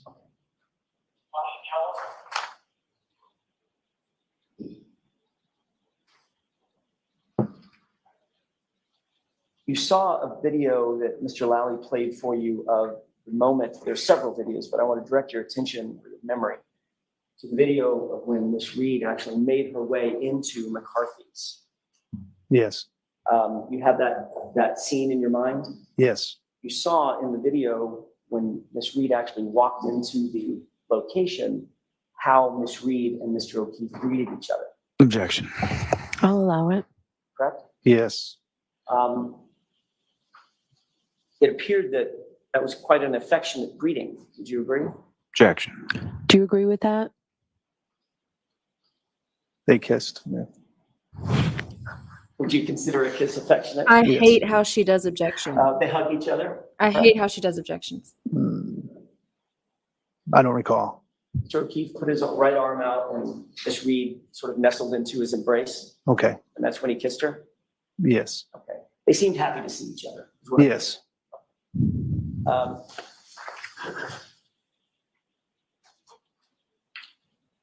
You didn't observe while you were at CF McCarthy's with them, you didn't observe any arguing or bickering between the two of them? No. As a matter of fact, they were sort of the normal affectionate, laughing, happy couple that you were used to seeing, correct? Yes. There didn't seem to be any tension between them and C.F. McCarthy's. Is that right? Not that I recall. All right. I want to just ask a couple of more questions. During the span of time that you knew them to be together, would you describe their relationship as being normal and caring? Objection. I'll sustain that. I want to just draw your attention to the month before Mr. O'Keefe's passing. Would you describe their relationship to be normal as far as you knew it to be? Yes. And on the day before Mr. O'Keefe's passing, would you describe their interactions to be normal and caring and affectionate? Yes. That's all I have. Thank you. Okay. Anything, Mr. Lally? No redirect, John. All right, Mr. Camerano, thank you very much. You're all set, sir. All right, jurors, why don't we take our morning recess? We'll take 15, 20 minutes. Jurors, if you'd fold and close your notebooks, placing them on your chairs, taking your belongings. All rise, jury out.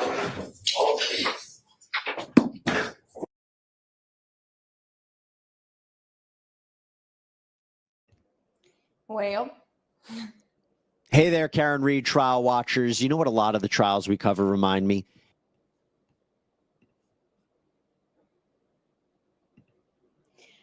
all right. Well, we're on break.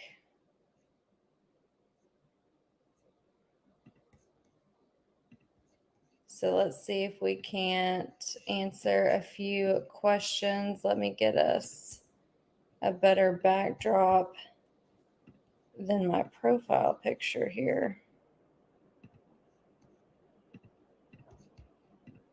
There we go. Yeah. It's another witness that, quite frankly, I don't really understand too much of the relevance of that.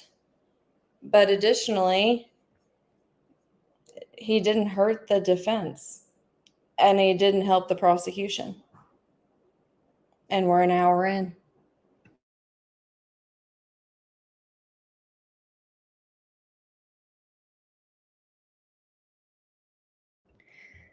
So hit me with your questions while we're on a 15-minute break. Let's see if we actually can attempt to accomplish something this morning.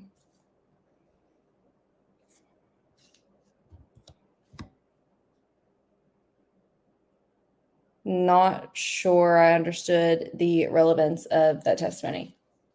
They're friends. They went out that night. He did not leave from the bar and continue the night with them. They appeared loving while at the bar that night.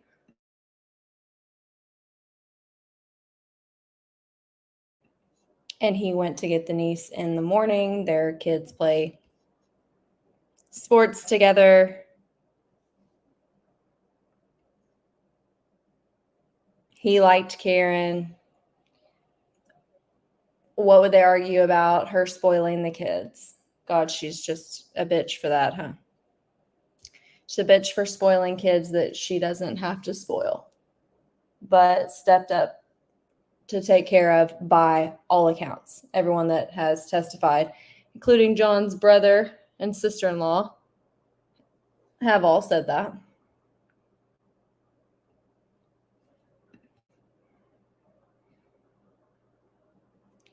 My question is why? Why is this trial even happening? Why is she being suspected to this when they have no evidence and they clearly fucked up the entire investigation?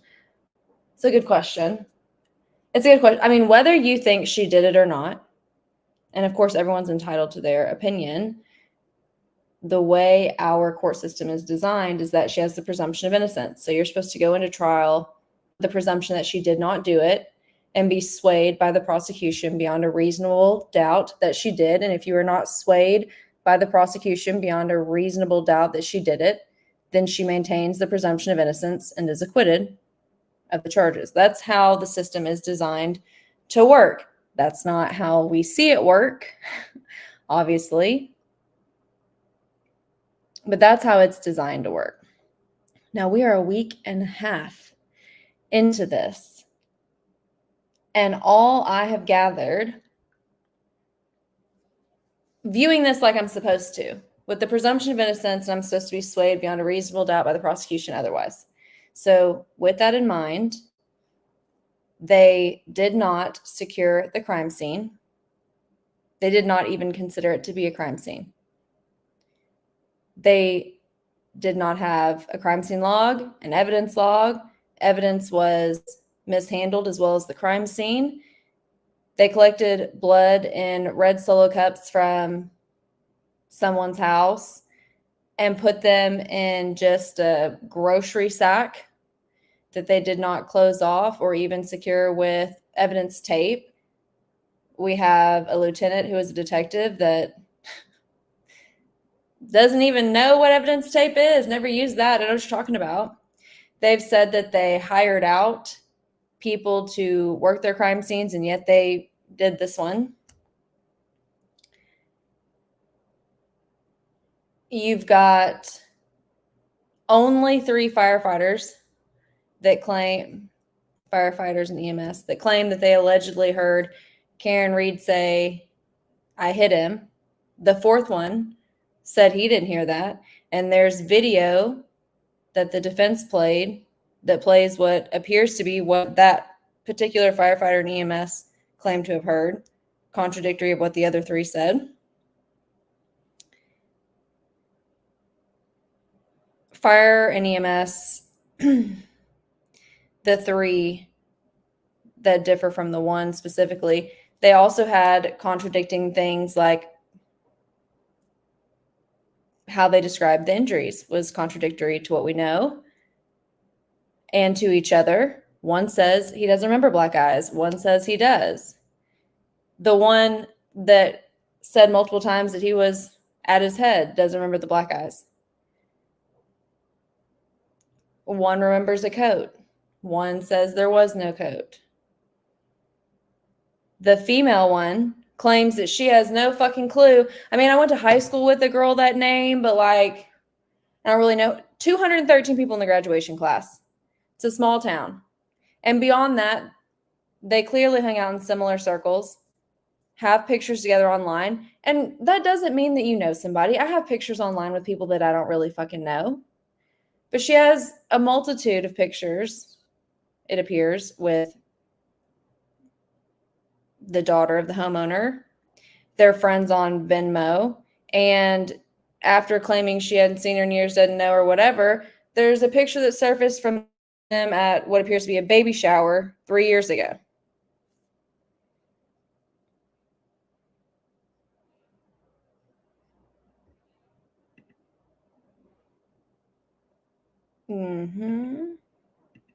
It is ridiculous. Honestly, to say some of the stuff that we have heard law enforcement testify to is absurd.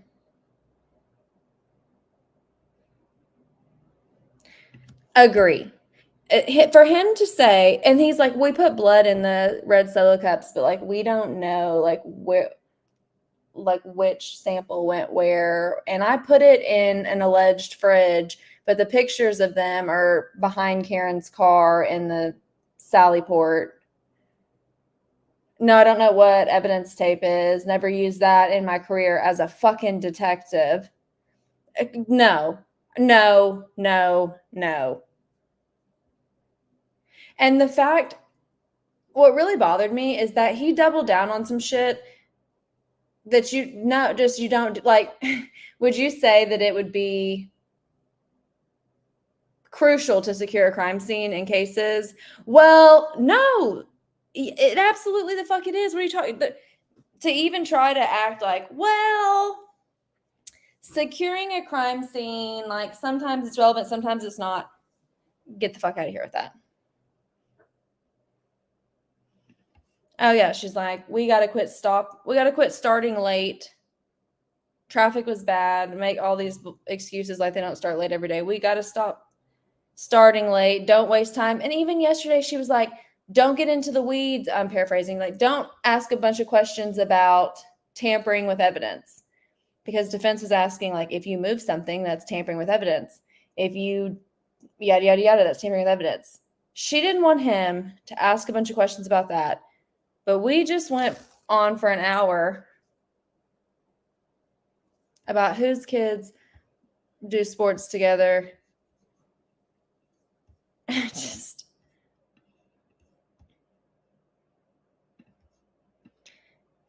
the way she did the way she does objections drives me insane. The leaf blower is absurd. What logic and what reasoning could you possibly have for the leaf blower? And the guy's like, you can see how well it worked. And they showed that video, and I thought, you've got to be fucking kidding me. That's the opposite of preserving evidence and preserving a crime scene. On what planet did that seem like a good, rational, logical fucking idea to do that? None. And he just happened to have in the back of his car too. Like, ridiculous. Her rules with the objections annoy me, to say the least. I'll give them that. Or she re-asked the question.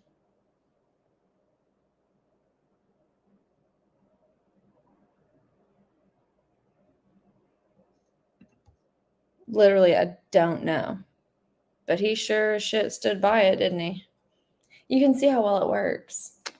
Actually, no, I don't. And I don't understand why you thought that would be a good idea. And then he said yesterday, well, I called state police and they said they weren't coming, but then state police is on the scene. So don't understand that either.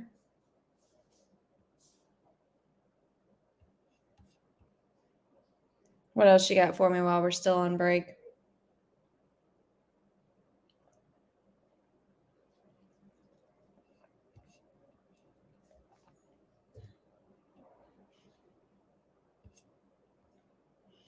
We got about 5 more minutes left.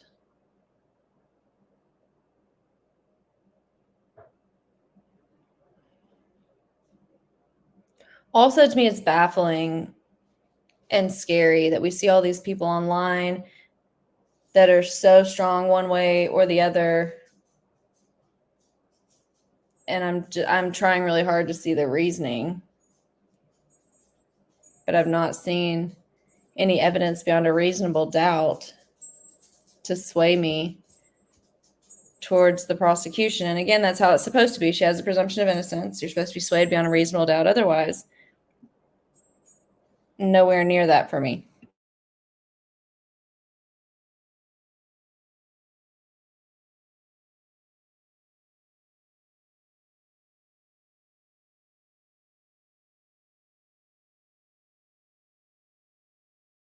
It's really weird. The objections drive me crazy. The pace of it, you never want to rush due process.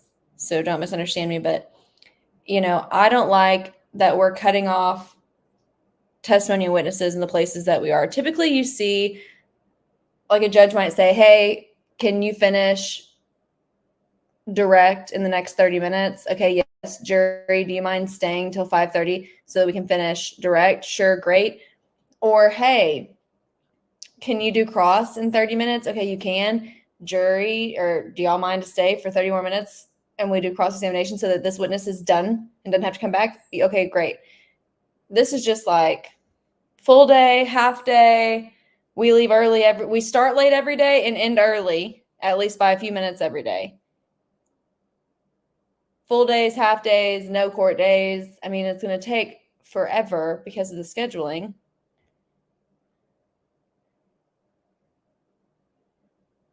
So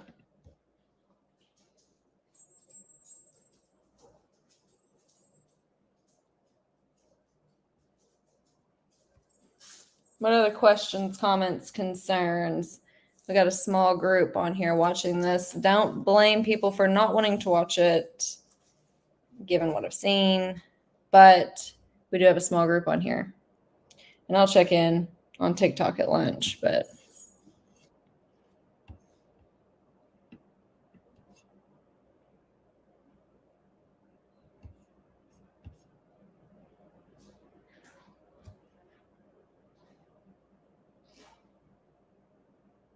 don't be shy. We got a few more minutes.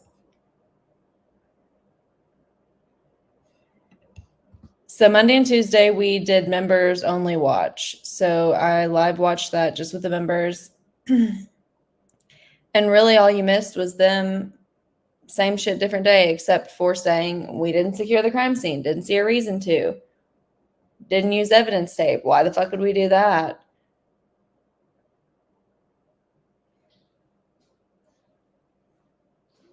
I think it made them look incompetent, to say the absolute least. That's about all that was missed.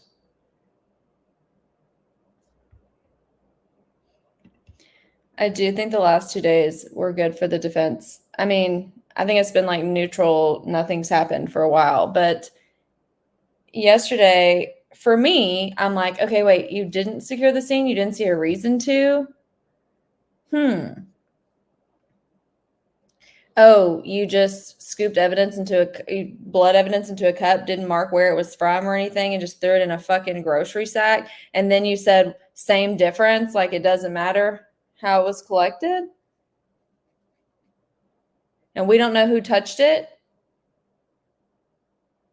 That's absurd.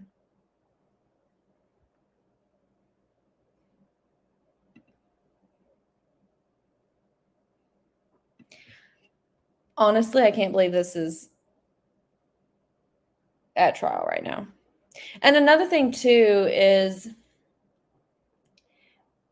it is discussed and well known that there is an investigation going on as we speak about how this case was handled. If you're an American or you just keep up with the American justice system, do you feel like that anyone should be on trial for murder if there is an active investigation into how the case was handled? Does anyone on here think that's appropriate? To have someone on trial for murder when law enforcement that investigated the case is being investigated themselves for how they handled the case. Does anyone think that it makes sense to have someone on trial for murder before having the results with that?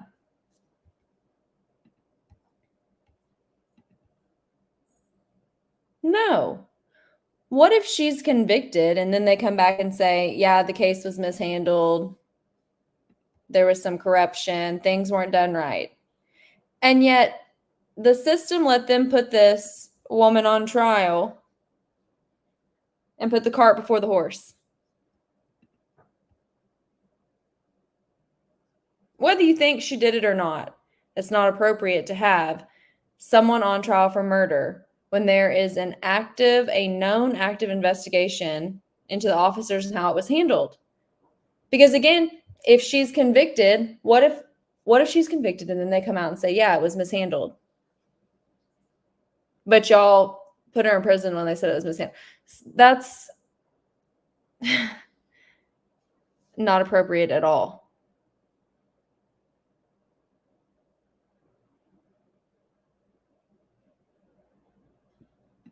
So this is absurd, Aaron, absolutely. So this woman's on trial for murder, second-degree murder. And the Commonwealth, the state, filed a motion in limine, which is a motion that you file to preclude something from being heard by the jury. Basically, you don't want the jury to hear this. And the Commonwealth filed a motion in limine that they did not want the jury to hear that the cause of death, or the manner of death could not be determined. She's on trial for second-degree murder. and the Commonwealth does not want the jury to hear that the death certificate reads, manner of death could not be determined. The manner of death does not matter as far as charging goes, right? So if it says could not be determined, they could still charge her with murder, absolutely.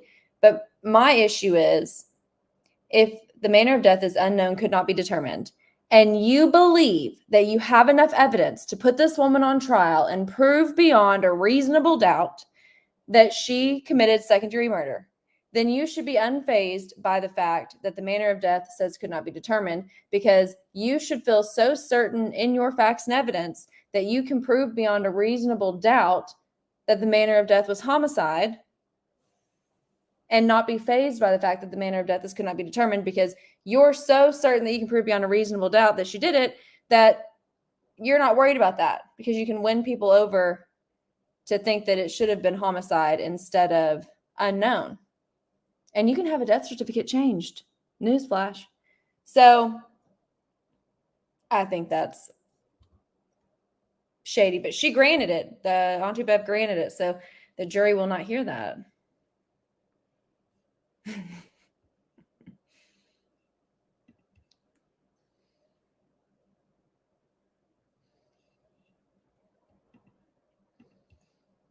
I cannot make that make sense. I wish I could.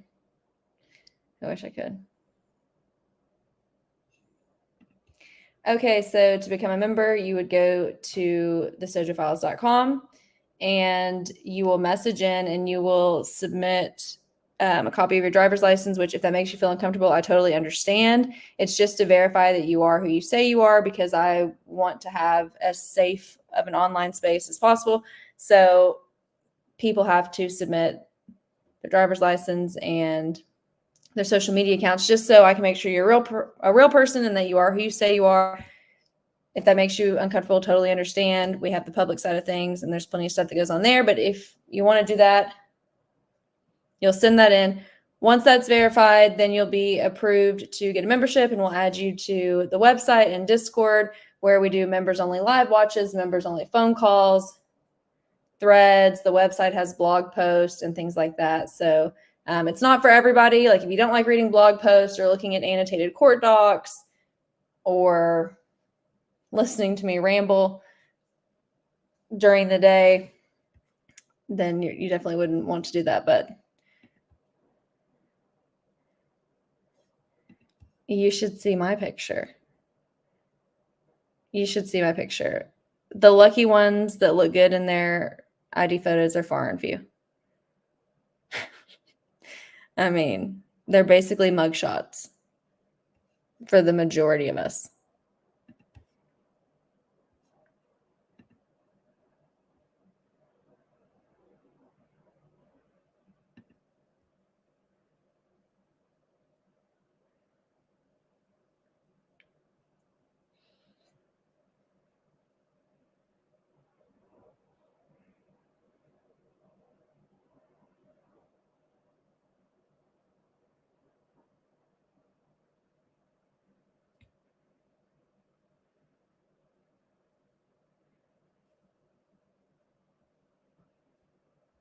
So, well, the pic on the driver's license is how I compare pics on social media and stuff to make sure that you are who you say you are. So I do kind of need that. Some people will send selfies. Like a lot of people will take selfies of them holding their driver's license, basically, so I can prove that they are the face on the driver's license. And nobody sees it but me, obviously. And I just do it because people do share a lot on the private sector, and there's special guests and stuff on there. And I don't know. I'm doing my best in an effort to make it a safe online space. So I'm doing the best that I can. But this is the best way that I've come up with to try to keep it a safe place. And it's weird, I understand that, but I'm doing my best. Yeah, you could send a selfie with your voided one, yeah.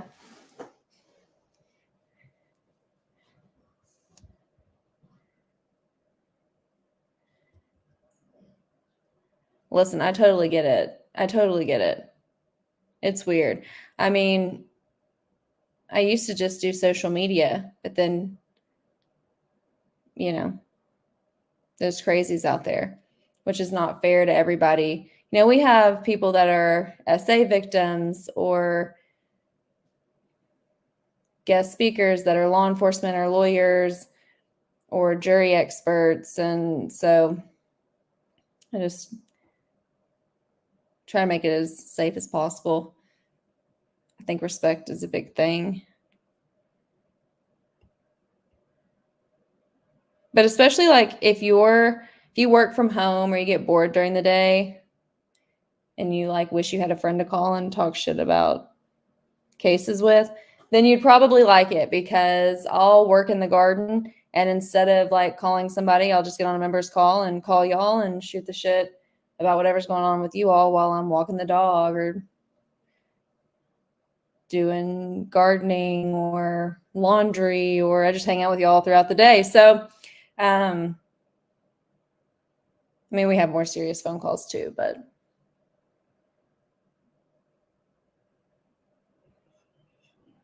also she's like, let's not waste time. Break exceeds 15 minutes every time. Late every day. Breaks always longer. End early every day.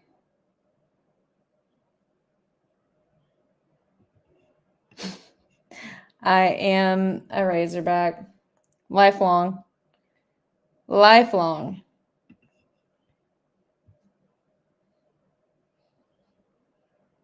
And you know, if you're a Razorback, good chance you'll probably run into me at some point in time. The hog pen.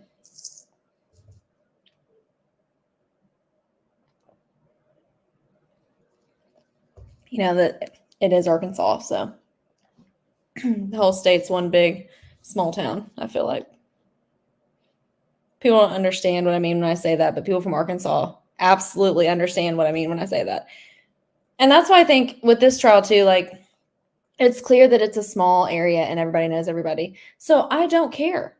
I don't fucking care that the fire EMS female McLaughlin knew the homeowner's daughter. But just fucking say that. I went to school with her. We had mutual friends. Like, yeah, we went on some trips together. Sometimes we end up at the same baby shower, whatever. But like, I'm not calling her when I want to shoot the shit. Like, that'd be more respectable.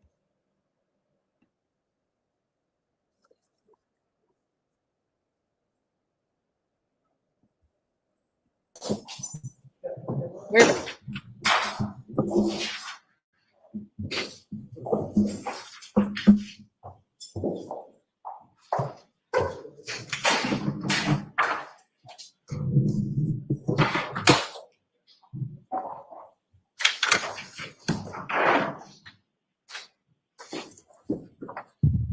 Step up. Repeat your right hand. Do you solemnly swear the evidence given in the court and jury in the case now hearing should be truth, the whole truth, and nothing but the truth, so help you God? Thank you. Slide right up and close to the mic.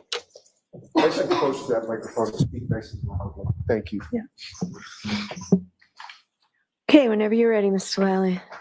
Good morning, ma'am. Good morning. Could you please state your name and spell your last name? Catherine Camerano, Camerano. And where do you live? Canton. And how long have you lived in Canton? Probably about since 2005, maybe 20 years. 2005, I think. And who, if anyone, you live in Canton with? My husband, Michael, and my 2 children.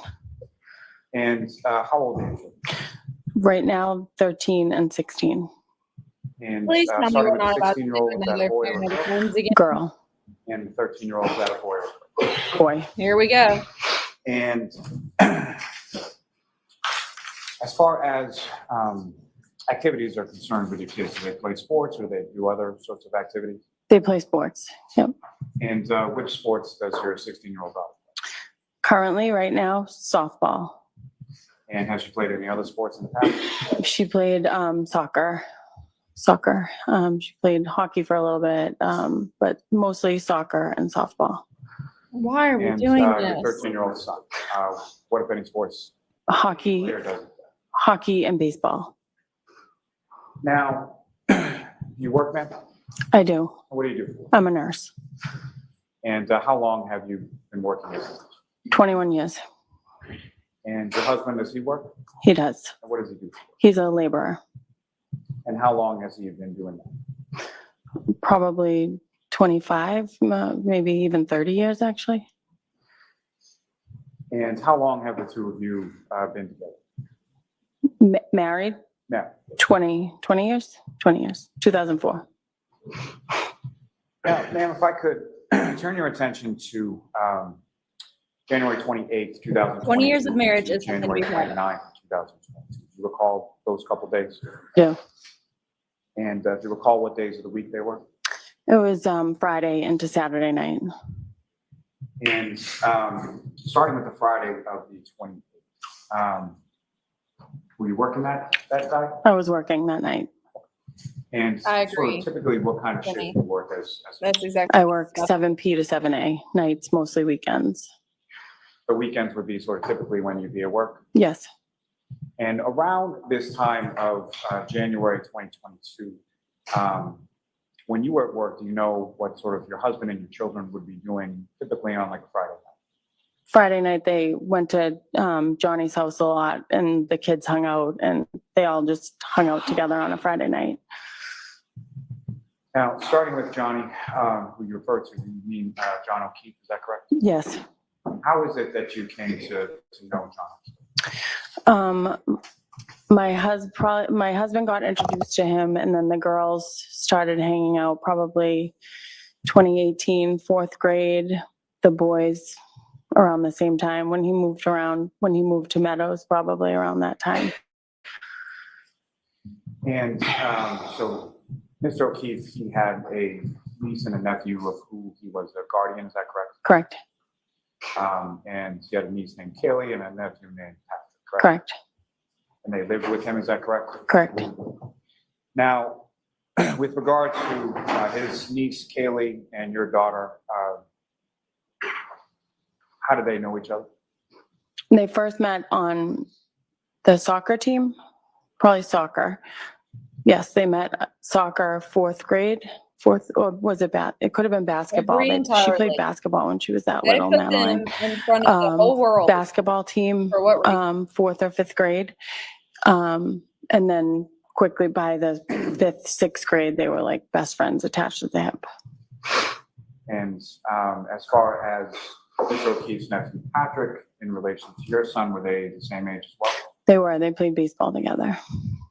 And outside of baseball, were they friendly as well? Yes. And so a typical Friday night would be you were at work and your husband and the kids would go over to Mr. O'Keefe's house. Correct. You knew where Mr. O'Keefe's house was? Yes. And where was that? On Meadows Ave. About how far away from your house was Mr. O'Keefe's house on one house? Maybe 2 miles, maybe. I don't know. So fairly short distance. Yes. Now, with regard to this specific Friday night, January 28th, you were at work and you know what sort of the plan was with reference to the rest of your family?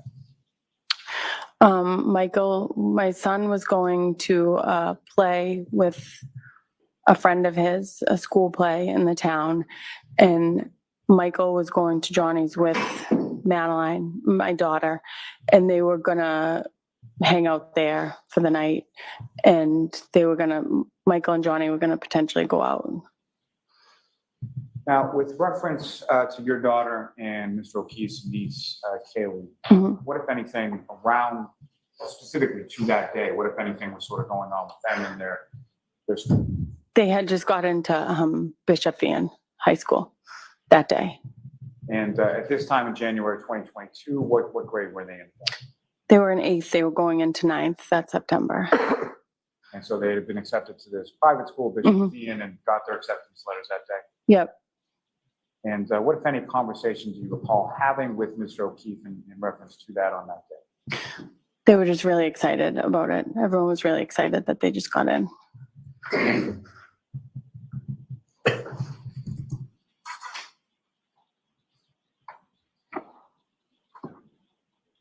Now, at some point, well, beyond sort of, if you could just sort of describe the nature of your relationship, and by you, I'm using the plural as far as you and your husband, with regard to Mr. O'Keefe. He was our friend. He was really good to me and my kids.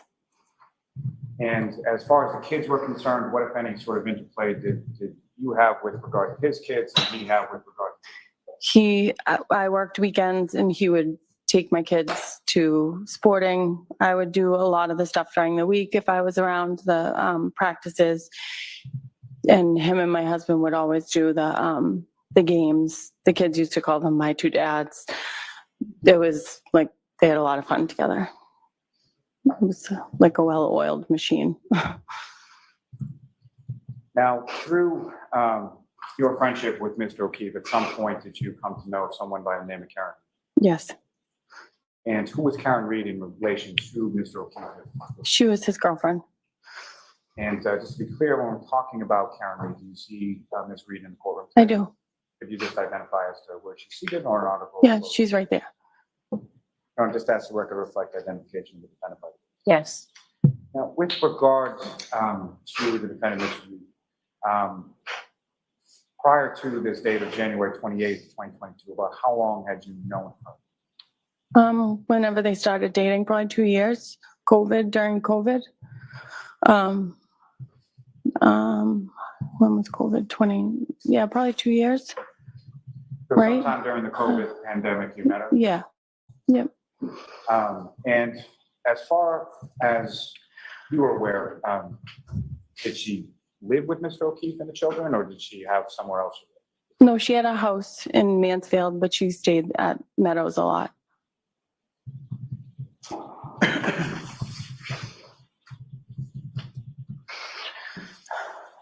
And so during the course around this time of January 2022, general time, about how often would you see Mr. O'Keefe? Probably 3 days a week, I would say.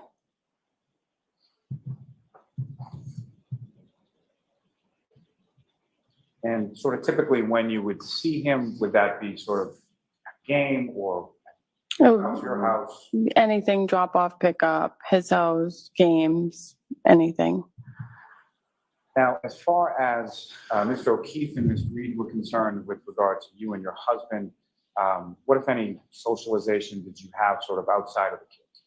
Yeah, we went out to eat. We went to a comedy show. I would socialize with them. About how often would you do that? Well, the kids were around mostly, but maybe a few times. I feel like the kids were usually always around. Now, at some point, did you become aware that your husband and Mr. O'Keefe had gone out that evening? Yes. And how did you become aware of that? I don't know. Either Michael told me or my daughter told me. One of them told me. I forget who. And do you know where your husband went that night? I don't remember if he told me exactly where he went. And at some point, you're still at work. You're working an overnight. Is that correct? Yes. And the rest of your family, being your husband and the kids, they came home at some point. They did. And how do you know sort of when or how they came home? I have an alarm on my house, so I know when somebody opens the door. I can check at work, and it alerts me if the door's open, if the alarm is on, off, who puts it on, who puts it off, what doors are open, when the alarm is rearmed. And if I usually don't allow sleepovers, and even if I did, my husband would have called me at work. So fair to say there's a rule within your house that sleepovers don't happen unless you approve. Yeah. Now, at some point, I'm going to turn your attention now to the morning of the 29th. At some point while you were at work, did you receive a call from someone? Yes, And who, if anyone, called? Karen. And about what time was that? Probably between 4 and 5. And what, if anything, did the defendant say to you when she called you around 4 or 5? She was just screaming, "Where's Mike? Where's Mike?" And was that a typical sort of situation that you would get a call from the defendant at that time? No, not at all. And the screaming that you heard, or the phraseology of "where's Mike," is that something she said once or more than once or something? She just kept saying it. She just kept saying, "Where's Mike?" And what, if anything, did you say in response to that? I was just like, hold on, calm down. And as I was doing it, I was rechecking like the alarm. I said, he's home with the kids. Let me call him. And at some point I hung up. I called my husband, like, I don't know, probably it felt like 100 times. Now, you're at work and when you get this call, is that right? Hmm. Do you recall sort of where you were, what you were doing when you got the call? I was getting ready to draw like morning labs, so I knew it was between like 4 and 5 a.m. somewhere early in the As morning. this sort of screaming as far as "where's Mike," what, if anything, did the defendant indicate as to why she was asking? John didn't come home.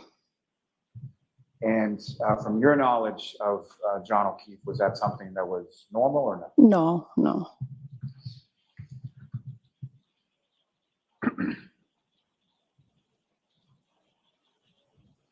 Now, during this sort of initial call with the defendant, what, if anything, did you hear sort of in the background of that call? That first call? I don't think I heard anything in that. Your memory exhausted as to that? Yeah, I don't remember it. May I approach you with this? Yes.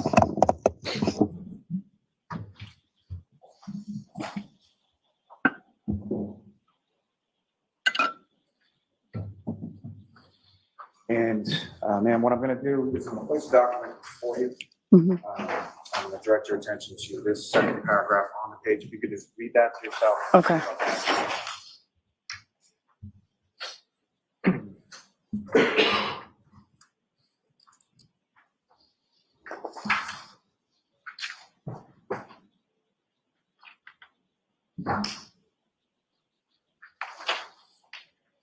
Oh, okay, yeah.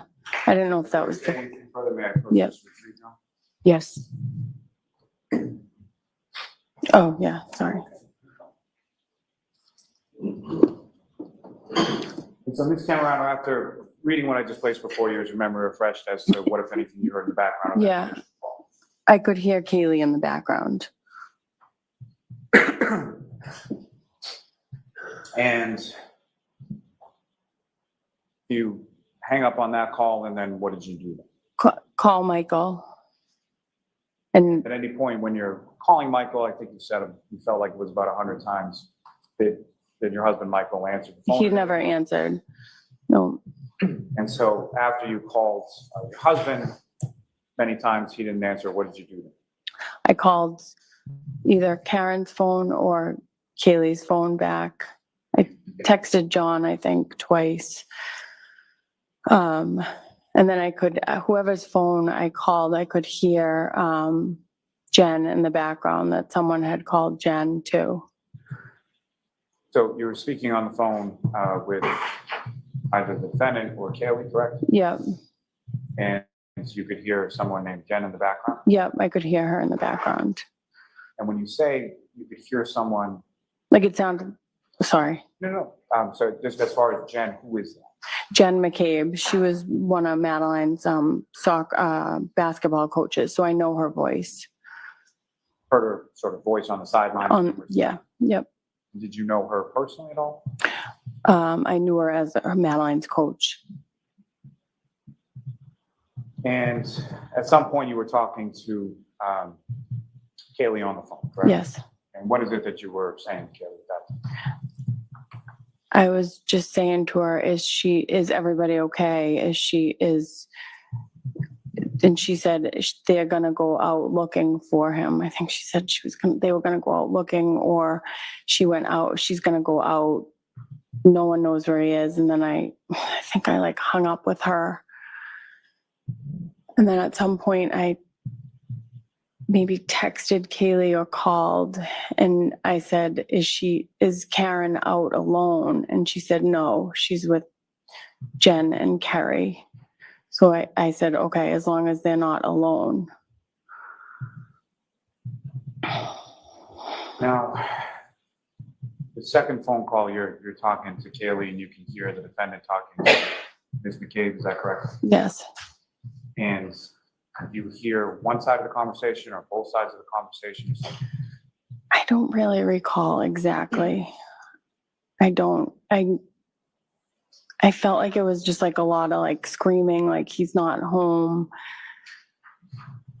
I don't really recall 100%. But as far as the screaming that you heard that he's not home, do you recall whose voice that was that you heard saying that? It was Karen. And beyond that, as far as the conversation that you overheard, what, if anything, specific about that conversation in addition to that do you recall? I don't. And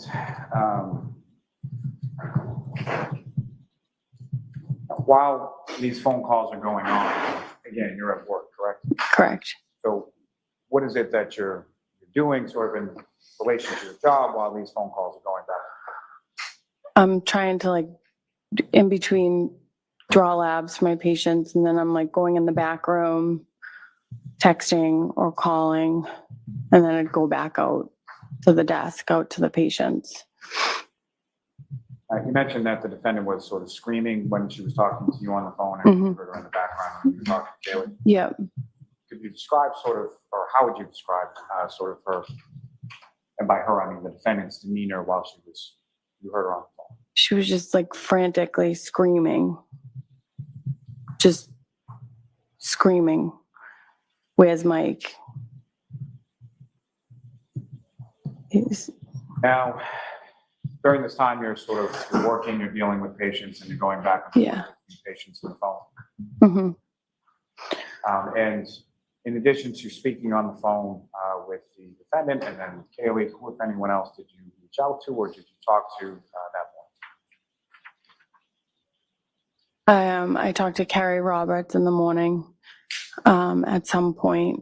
I don't know if I called her, she called me, and she said that I think that he was going to the hospital, and then I called my husband and told him that Kaylee was home alone and that he should go get her because she was at the house alone. Is it your understanding that your husband, Michael, then went to Meadows to pick up Kaylee? Mm-hmm. Is that yes? Yes, sorry.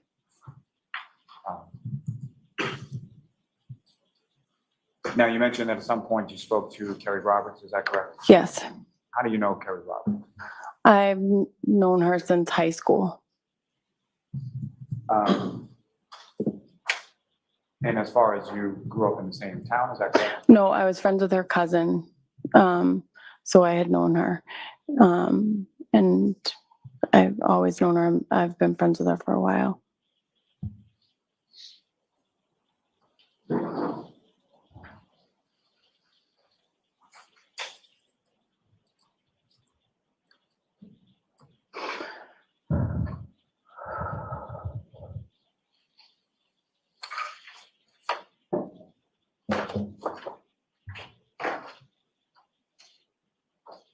Just one moment, John. Sure.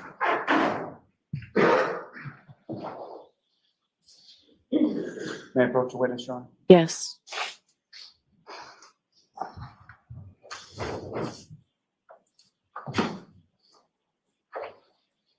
Now, I'm going to show you what's been previously marked as Exhibit 48.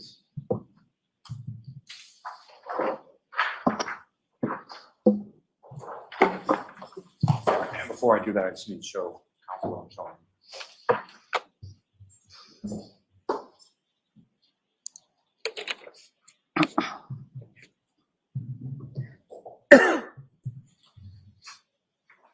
Pro Tem? Yes. Showing you what's been marked as Exhibit 48, specifically on page 22. With respect to that box, white box sort of towards the top of the page, you see a listing as sort of participants of that conversation. Yes, That's a text conversation. yes. And who is sort of listed as the participant within that conversation? Katie Camerano and JJ. And is JJ another sort of name or nickname for John O'Keefe? Yep, And the content, there's two blue bubbles on the bottom of that page, is that correct? correct. And do you recognize the content of those bubbles? Yes. And what do you recognize those? My text messages to him. Those are text messages you just testified about as far as sending to John that morning. Correct. And both of them are from you with no response from Mr. O'Keefe. Correct. And about what time are the two text messages sent to Mr. O'Keefe according to that document? 5:10. May I approach this retrieve now? Yes. Mhm.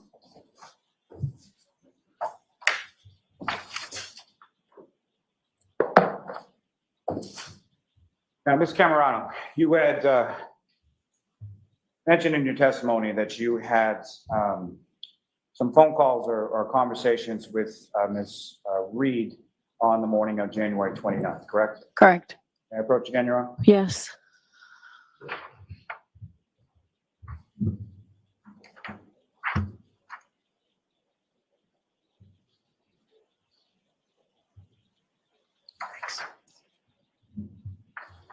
Showing you another document there. Mhm. Ask that you look at that and look up when you're finished.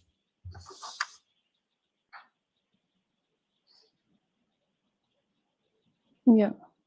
And that document, do those seem to reflect the calls that you have between yourself and the defendant, Ms. Reed, on that morning of the 29th?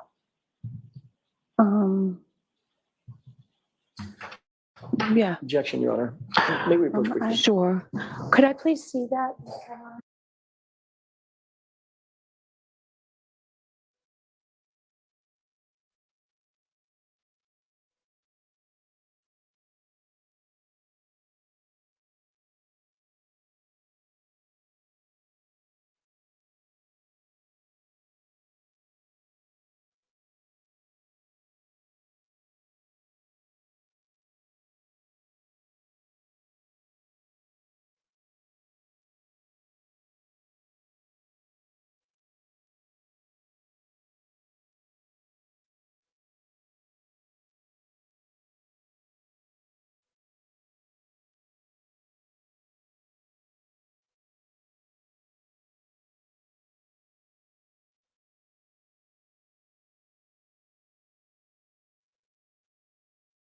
Ms. Camerano. Thank you.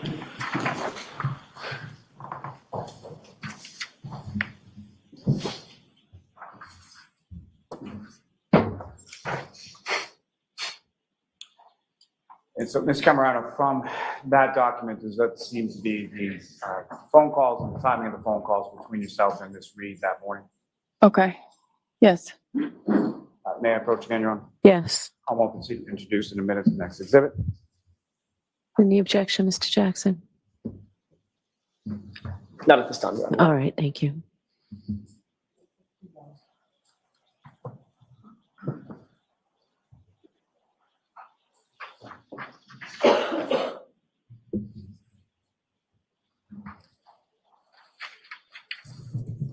I'm showing that to you, which is now been marked as Exhibit 51. Your Honor, with the court's permission, I would request to publish that to the jury on the screen. Okay.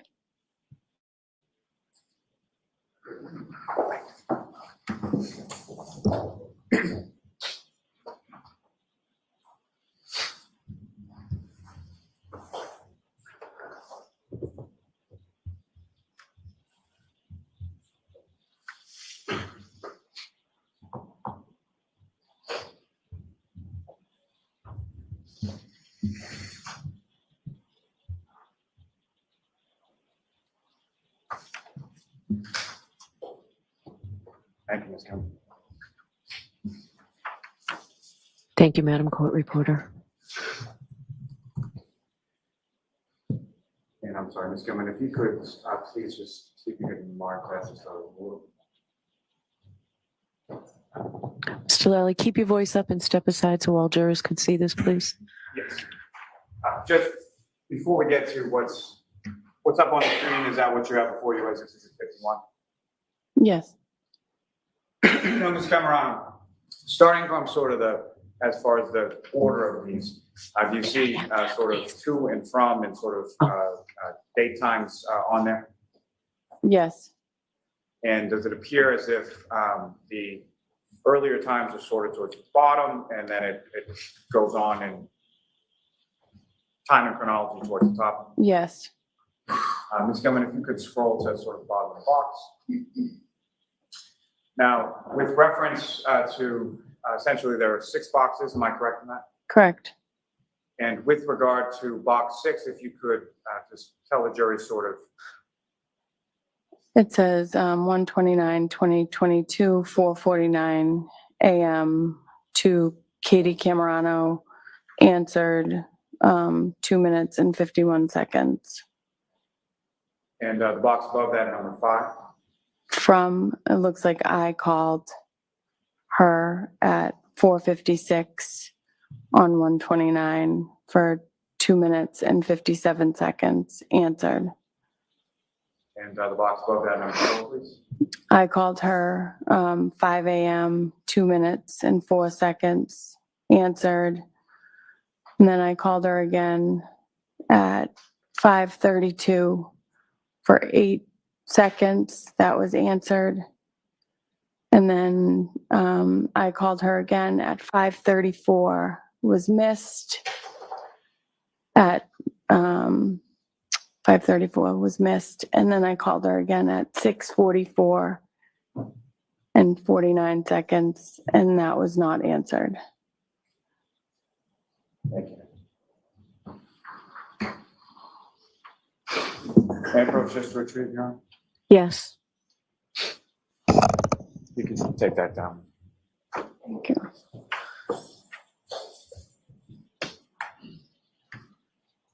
Now, with respect,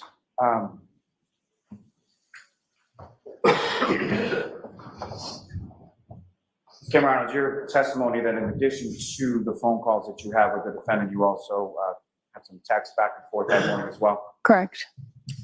And Your Honor, may I approach? Yes.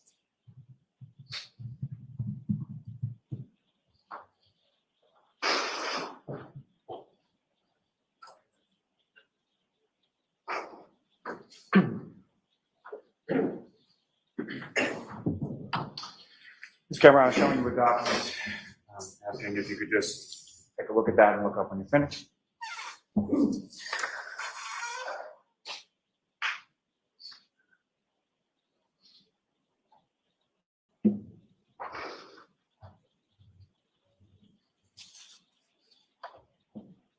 Yep. And do you recognize what that what's in that document? Yes, What do you recognize it to be? it's my text to Karen. And with respect to the sort of first page of that, is there also similar to the ones I showed you with regard to Mr. O'Keefe? Is there a listing as far as the participants in that conversation? Yes, And who does it state? it's Karen Reed and Katie Camerano. May I approach again? Yes. I'm about to seek to introduce in a minute the next exhibit. No objection, Mr. Jackson? Objection, Your All Honor. right. then.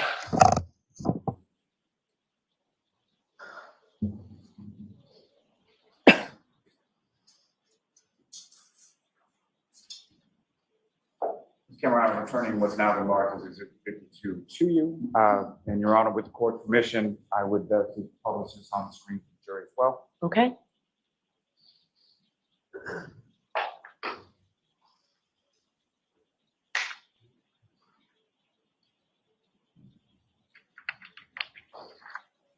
Now, Ms. Camerano, if I could direct your attention to sort of the content of this, there's blue bubbles and green bubbles, is that correct? Correct. And is there an indication on there as far as who the message is from and who the message is to? The blue bubbles would be me texting Karen. And if you could, starting with the first bubble on page 1, if you could just describe to the jury, and we'll sort of go through it as far as who the bubble, who the text is from and what the content is. That's from me. I'm asking Karen, are you okay? And Ms. Gilman, if you could scroll down. And this next bubble. Go back home so you're safe with Kaylee. He will end up home. I bet he's on someone's couch. And the next bubble down, Ms. Gilman. What's going on, Karen? If you could scroll down a little further, Ms. Gilman. I'm driving around with Carrie and Jen. And this is the text that you received from From- Ms. Reed to yourself. Yes. And is there a time on that associated with when that text was sent?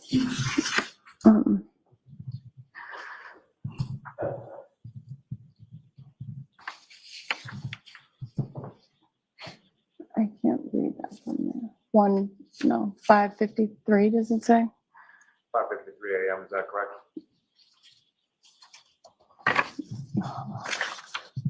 Oh, 5:53, yes. Ms. Gilman, if you could scroll down to the next message.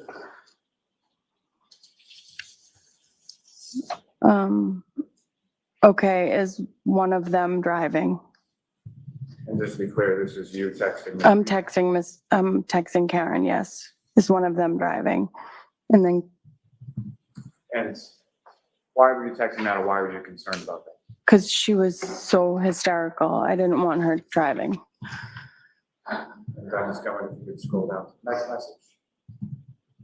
And what, if any, response did you receive from Ms. Reed? Yes. And Ms. Gilman, if you could, scroll down to the next. And I said, okay, keep me posted. Gilman, if you could scroll down. At his brother's or mom's ? Or the station he works at. Both of those messages, about what time were those? 6 a.m. And what, if any, Ms. Gilman, if you could scroll down, and then what, if any, response did you receive from the defendant, Ms. Reed, following those things? I don't think so. His bro is in West Bridgewater, W. Bridgewater. Ms. Gilman, if you could scroll down again. The next message, ma'am. Right, I'm sorry, I'm just brainstorming. The next green bubble, ma'am. It's okay. And the blue bubble below that. Any luck? And that was a text you sent at approximately what time now? 6:34. And Ms. Gilman, if you could scroll down to the next one. And what was Ms. Reed's response? He's dead. And again, at what time did you receive that text message from 6:34. Ms. Gilman, if you could scroll down again? What, Karen, are you serious? That's a blue bubble, your response to her last statement. Yes. Ms. Gilman, if you could scroll down again? And then Karen, do you have any idea where he is, or did you find him? Lastly, Ms. Gilman, if you could scroll down one more time. He was in the snow. That last message that you received, what time was that? That was at 6:36. Ms. Gilman, you can take that down. And Mr. Officer, if you could collect that. Thank you.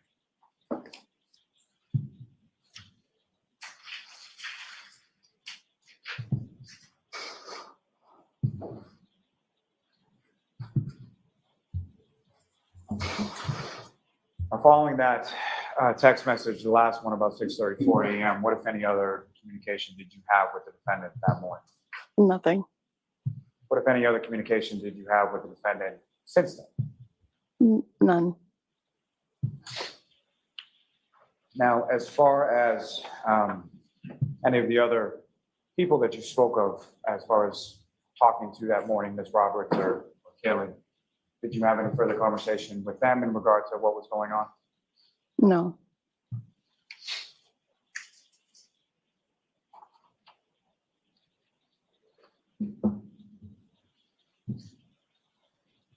If I may have just one moment, Your Honor.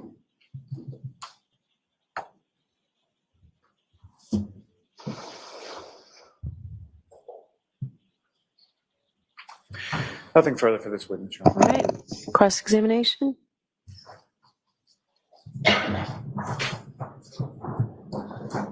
Mrs. Camarado, Hi, how are you? I'm good. I'm good. To Mr. Lally last point, after that series of text messages that you had early in the morning on January 29th, 2022, you said you didn't hear from Ms. Reed or didn't have any communication with her after that. Is that right? Yeah, yes, Did you reach out to her text message wise? no, Were you aware that her phone had been seized shortly thereafter from her? no. Thank you. That's all I have. All right, Ms. Camerano. Oh, there's nothing else, Mr. Lally, right? All right, Ms. Camerano, you're all set. Thank you. Okay, thank you.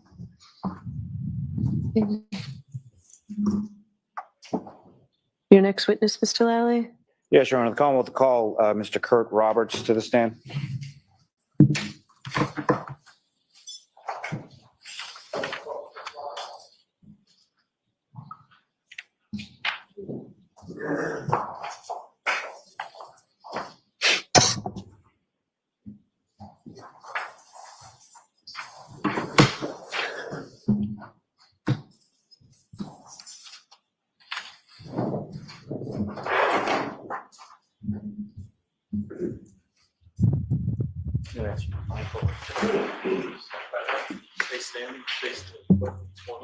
Do solemnly swear the evidence you give the court and during the case now and hearing should be the truth, the whole truth, and nothing but the truth, so help you God. Thank you. Just nice and loud into that microphone, thanks. Great. All right, whenever you're ready, Mr. Lally. Thank you. Good morning, sir. Good morning. Would you please state your name and spell your last name? Kurt Roberts, Roberts. And where do you live, sir? Canton, Mass. And how long have you lived in Canada? About 12 years now. And who, if anyone, do you live in Canton with? Fresh tasting margs are best with fresh pressed agave, or Nethos, a fresh take. The two of you have been married. We've been married 15 years. And you mentioned you have two children, is that correct? Yes. And how old are your kids? My daughter is 14 and my son is 12. And This will be another one. do you work, sir? I do. And what do you do? I'm a heavy equipment operator. About how long have you been doing it? 26 years. And your wife, Carrie, does she work as well? She does. And what does she do? She's a executive assistant. And do you know about how long she's been doing I it? think about 18 years. And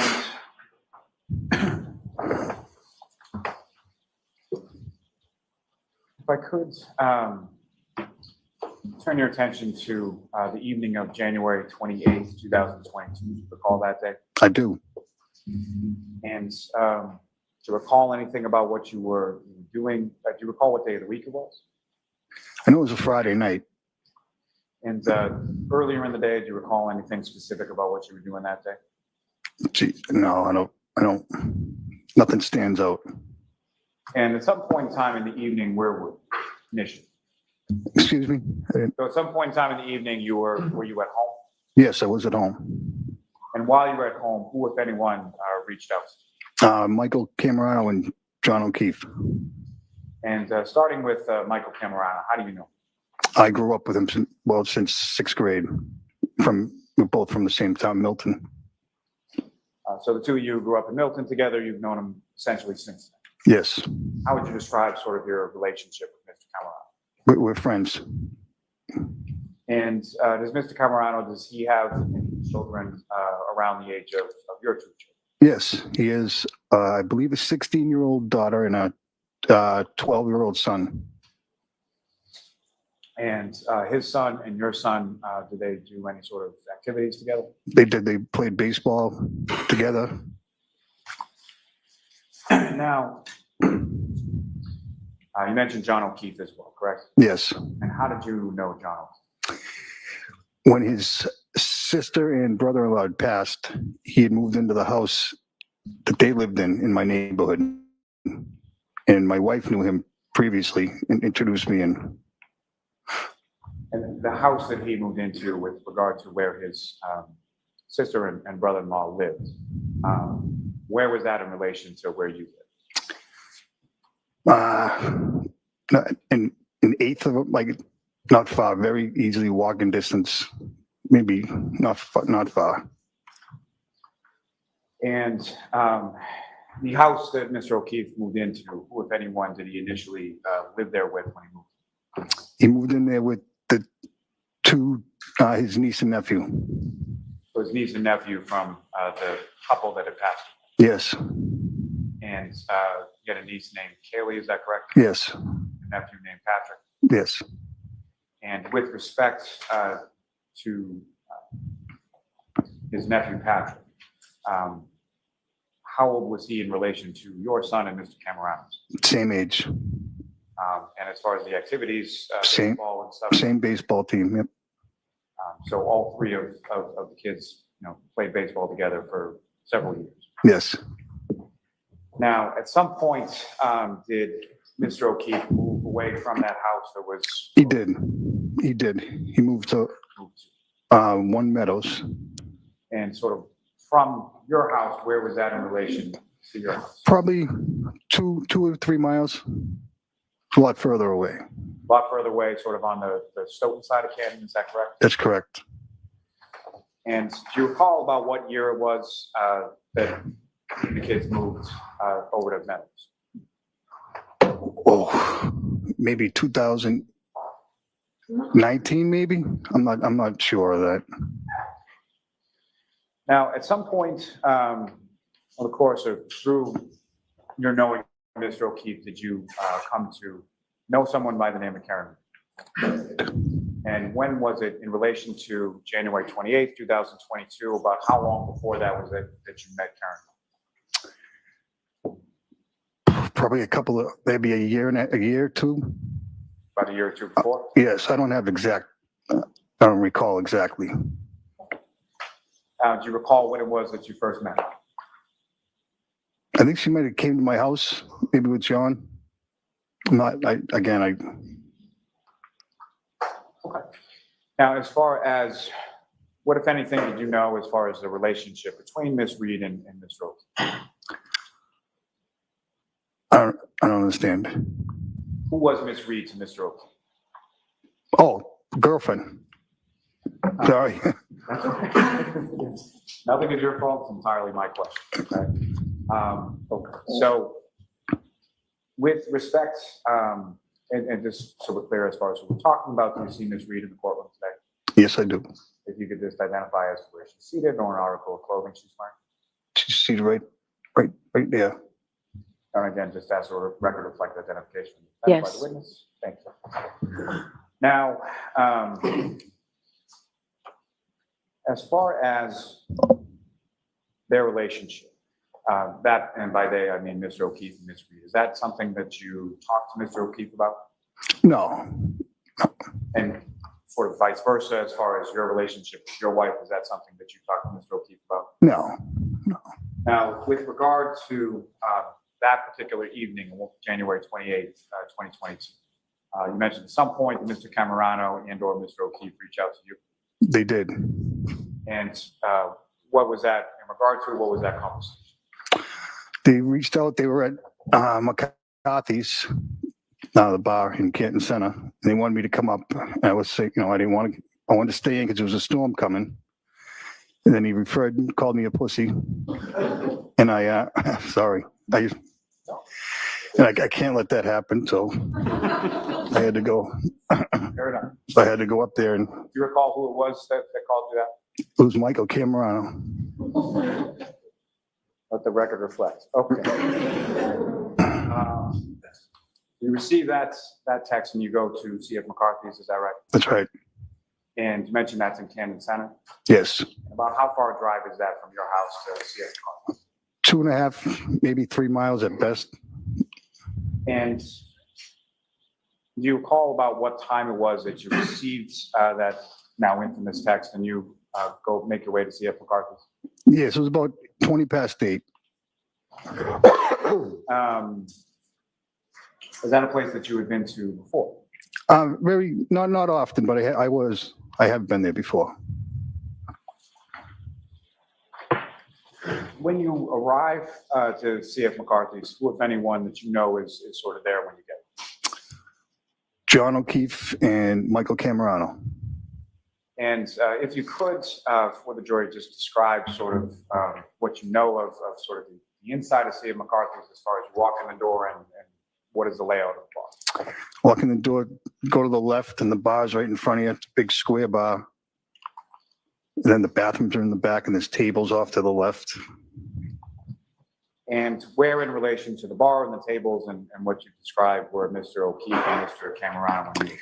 And walking to the left, they were on my left. And the area where you came up to and where they were, is that essentially sort of the same area that you and the group that you were with stayed in for most of the night? Yes. And if you recall, so you went out to a bar, fair to say you had something, correct? Yes.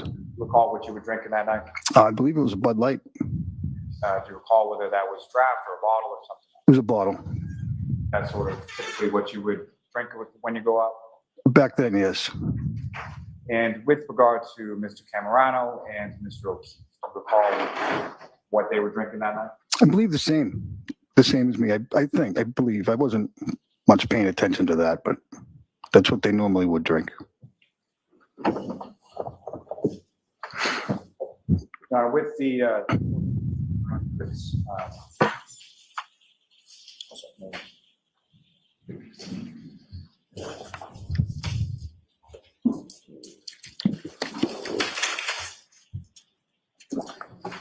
with the court's permission, if I could publish to the jury portions of what's been marked as Exhibit 50, the CF McCarthy's video.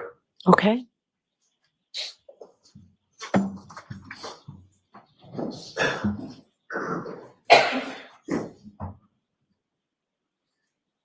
Now, Ms. Gilman, if I could ask for the second video.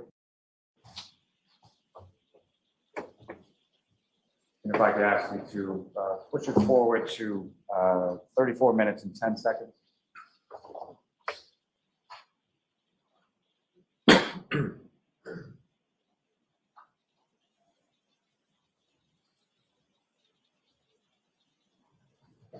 If you could pause it there just a moment. Now, Ms. Roberts, direct your attention to the screen, what's been marked as Exhibit 50. Also, I believe there should be a laser pointer on the desk in front of you.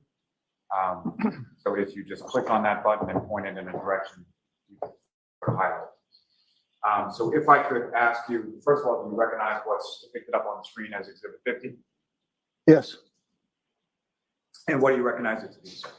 I see John right there and Michael right there. And does this appear to be consistent with what you recollect as far as the interior of CF McCarthy on January 20th? Yes.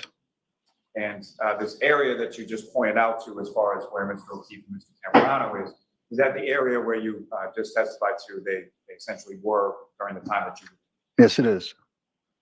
Now, with respect to Mr. O'Keefe, you can see sort of what he's wearing in this video, is that correct? Yes. And the clothing, at least as far as you can see, is that the clothing that you observed Mr. O'Keefe to be wearing that night? Yes, that was what he was wearing. And Ms. Gilman, if you could, I would ask just to play this from the 34:10 mark until 35.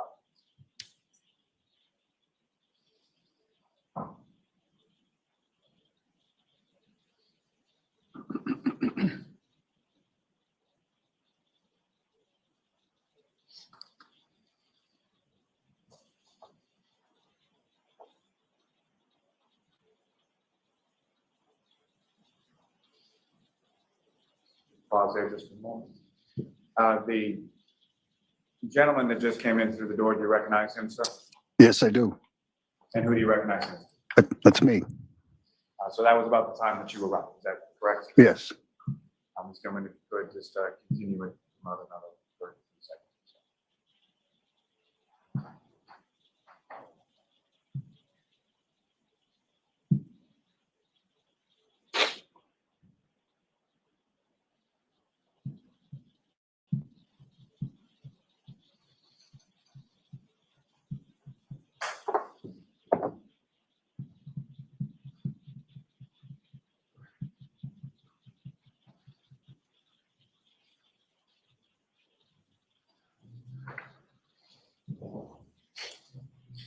Directing your attention still up to the screen, Mr. Roberts, there's another individual around yourself, Mr. O'Keefe and Mr. Camerano, is that correct? Yes. And do you recognize who that person is? At the time, I didn't know. He doesn't look the same in this picture right now, but I believe it's Sully. And that's someone at this time on January 28th, you didn't know who that was? No, I did not. You now do? I do now, yes. Okay. Who do you know to be in relation to sort of yourself, Mr. Camerano and Mr. O'Keefe? Well, I know his son plays baseball on my son's baseball team. And I met him that night. We were talking. This would have been the first time that you had met this person you now know as Sully. Yes. Thank you. Now, with reference to this evening, at some point, who, if anyone else, sort of came into the bar and joined you? Karen Reed. And that was sometime after you had initially arrived, is that I correct? believe so, yes. It was after I had already been there, I believe. And Ms. Gilman, if I could, from the same exhibit, but going to the fourth video down.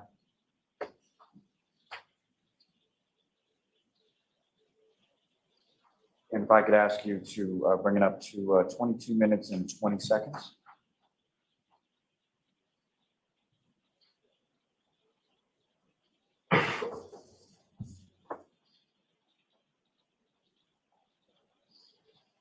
If you could just pause. Now, as far as Ms. Reed, you see Ms. Reed in this video? Yes, I do. And if you could just using that laser pointer direct the jury's attention to where you see Ms. Reed. Right there. Now, Mr. Roberts, you were, fair to say, a little reluctant to come out that evening, is that correct? That's correct. And as far as timing, about how long was it that you stayed at CF McCarthy's before you left? It's a good hour. 1 hour. An hour or so? So I was home by about 10:15. I was home. And if you recall, about how many beers did you have while you were there? Probably 3 or 4. And what you were drinking, was that, as far as amount was concerned, was that the same, less, more so than sort of the other people that you were with? Probably one more. I would think. I kind of drank them kind of fast because I was taking off. So you may have lapped them by a round or something? Sure. Yes. Now, you mentioned what you and Mr. O'Keefe and Mr. Camerano were drinking. What, if anything, did you observe Ms. Reed to be drinking in that? It was a clear glass with probably a lime in it. I'm assuming a vodka tonic, maybe. I'm not positive what it was, but it was a clear glass with. Okay. And from your prior sort of interactions or socialization with Ms. Reed, is that something that she would typically drink? Yes, I guess I would say. And about what time was it again that you left? I think I left about 10 o'clock. It took me a few minutes to get home. So. And with regard to when you left, did you sort of announce that to anybody, or how did you? I usually don't, because then I'll have to deal with it again. But when we walked out, me and Michael came around, I believe, about the same time.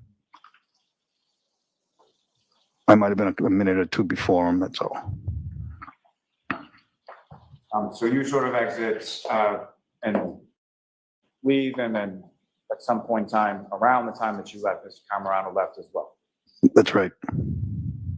And Ms. Gilman, from what's up here is Exhibit 50, if I could ask you to just play from this point, so about 22 minutes and 50 seconds.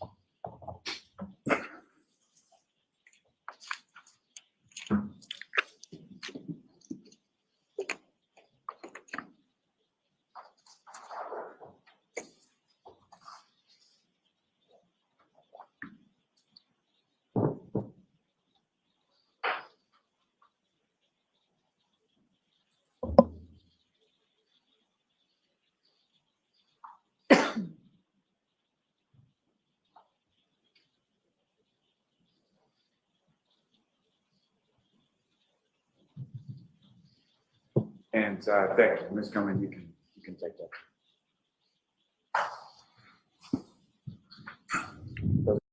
Got your good bond, correct? I believe so, yes. So fair to say that was about the time that you left. And with regard to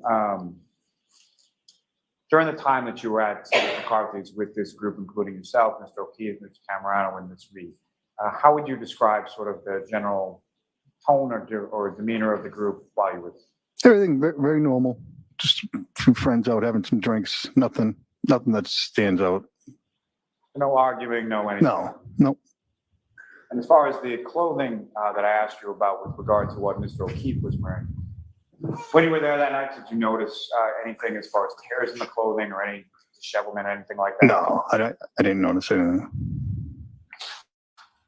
And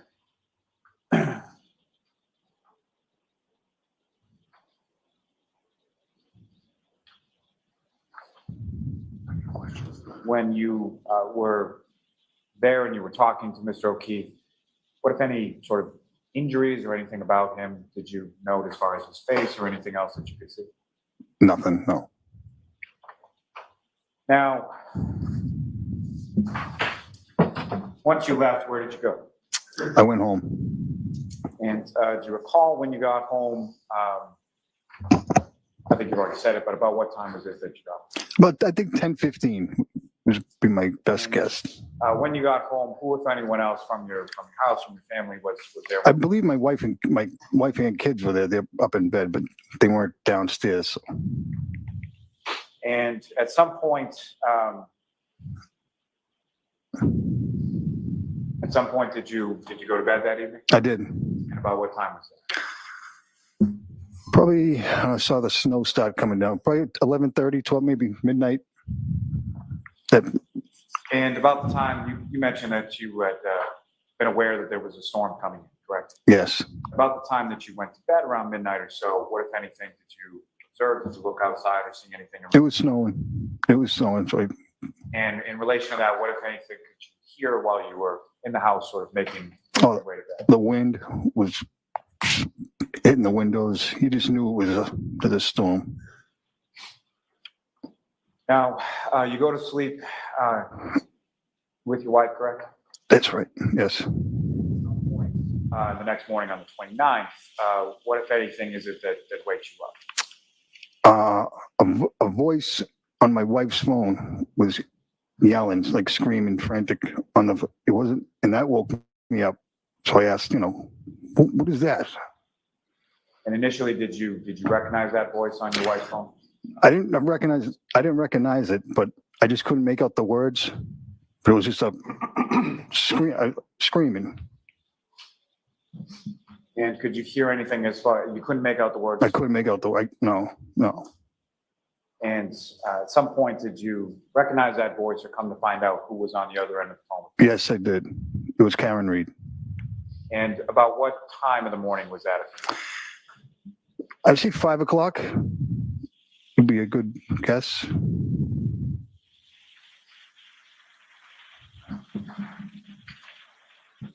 And as far as you wake up, you hear the screaming, what happened? My wife gets up. She starts getting crazy and then putting her clothes on and running out. I'm telling her not to go because the weather was pretty bad at that point. And of course she goes. So she doesn't listen to you and she continues to get dressed and go? Yes. And when you say the weather was pretty bad at that point, can you expound upon that as far as what you saw? It was snowing. It was snowing. It was very windy. It was snowing heavy. And your wife, Carrie, did she say where she was going? Said, John's missing. And I got to go. I don't know exactly what she said, where she was going. And from the time that you initially sort of wake up around 5 a.m. or so to the screaming on the phone to the time that your wife, Ms. Roberts, leaves your house, how much time had elapsed between those two things? By the time I woke up until she left, I'd say 15 minutes. And when your wife leaves the house and she's driving, is that correct? She was. And do you recall which car she took? She took her car, Ford Explorer. That's an SUV, is that correct? Yes. Do you recall what color the Ford Explorer was? It's gray. Now, after she leaves, when is the next time that you spoke to your wife? She called me on the phone. I forget. I can't really recall exact times now. They tell me that they found John. He's in the ambulance. They bring him to the hospital. And she was going to get Mr. and Mrs. O'Keefe. And by Mr. and Mrs. O'Keefe, who did you understand that? John's parents. Did you know John's parents? I did. Did you know where they lived? I did. And where did they live? In Braintree. So your wife calls you, tells you Mr. O'Keefe's in an ambulance and she's going to Braintree to get his parents. That's right. And after you heard that, what is it that you did next? I believe I snowblowed the driveway, got it ready because I knew she's going to come home in a mood. To clear your driveway. So she could, yes, because it was, yes.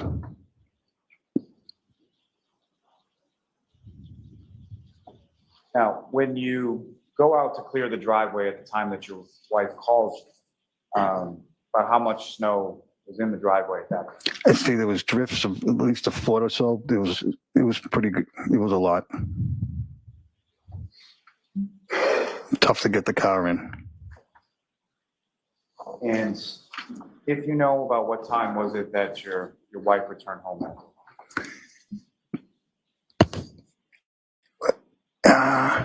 8 o'clock. I don't know exact time. And when you say 8 o'clock, you mean 8 o'clock in the morning or night? AM. 8 a.m. Can I have just one moment, Your Honor? Yes.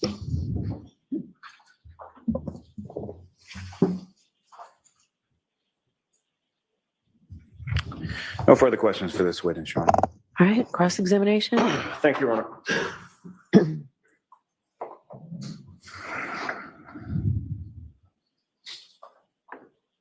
Good afternoon, sir. Good afternoon. Mr. Roberts, you and I have never met, correct? Correct. That night that you went out to CF McCarthy's, where you were sort of pressured or goaded into going out, you did get a chance to observe John O'Keefe at the bar, correct? I did, yes. Did you ever see him wearing a puffy jacket? Never. Did you ever see a puffy jacket around his chair that he was sitting in? Not that I recall, no. Ever see him holding a puffy jacket? No. Now, you noticed on the video, one of the last videos that Mr. Lally played for you, that prior to your making the Irish exit there, you did have some interaction with Karen Reed, correct? I believe so at the end. You saw that the two of you were at one point face to face. I did for a brief. Yes, it was, maybe 10 or 20 seconds. Okay. Does that sound fair? It does. And when you were face to face, you were looking at her and she was looking at you, correct? Yes. And there was some type of interchange between the two of you? Maybe I was just saying bye. I don't recall. I don't You know. probably don't remember the specifics of No, I don't. what the conversation was, but there appeared to be some type of small conversation. I saw her from the video, yes.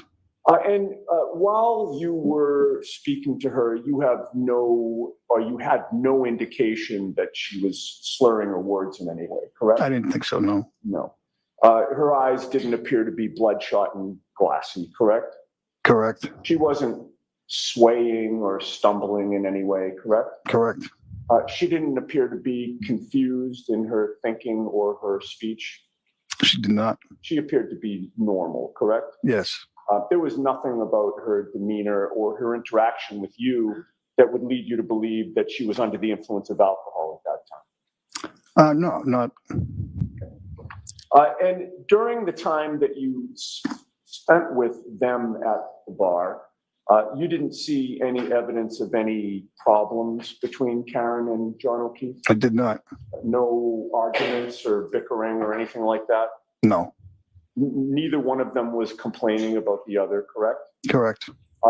Were you able to see any of the affection between the two of them, either physically or with regard to what they were saying? I didn't see any. It seems like you were more concentrated on. I was talking with the guy. We're talking with Mike at the bar. Yeah, Okay. But you had known Karen, or at least known of her, and had some interactions with her for, I believe your testimony was about a year or two. Yes, During that time, there was some interaction with Karen at your house because there were pickups and drop-offs that had to be made. yes, And you would see that, Karen had been to your house when you were there, specifically to pick up your son, correct? yes. How often would that occur? I don't recall. Not. I don't think. Both times? Maybe. And she, And she would pick him up to either take him to school or sports or some activity, I correct? believe it was normally like the baseball, maybe. I believe. I don't know. I don't arrange that stuff. My wife takes care of that, so I don't arrange for the pickups, and it's usually my wife does that. So I can't tell you exactly what it was for. No, I understand. I'm just getting the fact that you were present when these pickups occurred. Yes, And that would be because Karen was sort of shuttling, either Kaylee or Patrick to events, correct? correct. And when there was an intersection specifically with regard to Patrick and your son, she would take both of them, correct? Yes.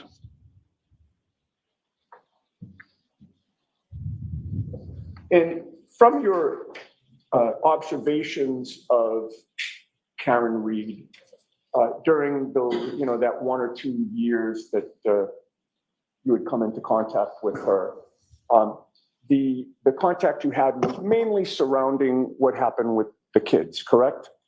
Yeah, I would say. Maybe. And she appeared to be responsible, correct? Objection, Your Honor. The objection sustained. Ask it differently, Mr. Yannetti. Sure. She appeared to be caring toward the kids, did she not? Objection. Overruled. May we approach? Okay. Jurors, feel free to stand up and stretch. Everybody feel free to stand up and stretch.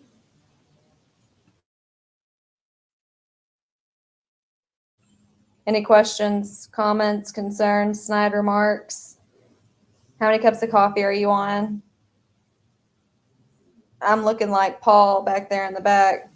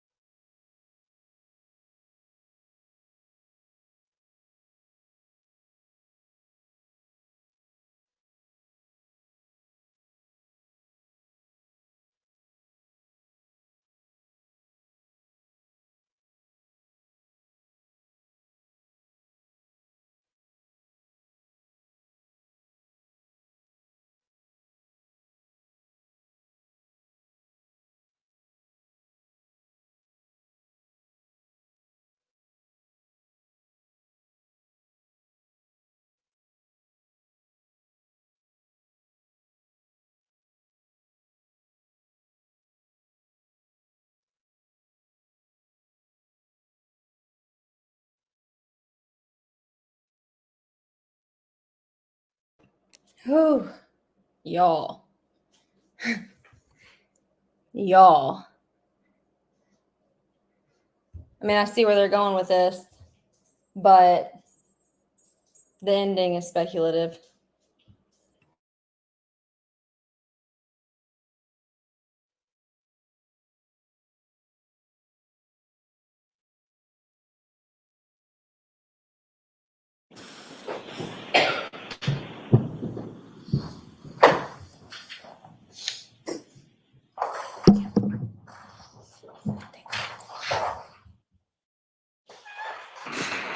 Just one question for you, just to sort of alter the last question that I asked you. From your read on this, it appeared to you as though Karen was caring for the kids and caring about them, correct? Correct. Nothing. Okay, any follow-up, Mr. Lally?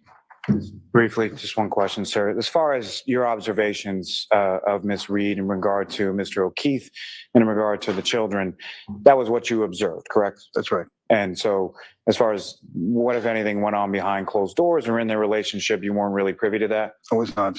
Okay, nothing further. All right, Mr. Roberts, you are all set, sir. Thank you. Thank you. Your next witness, Mr. Lally?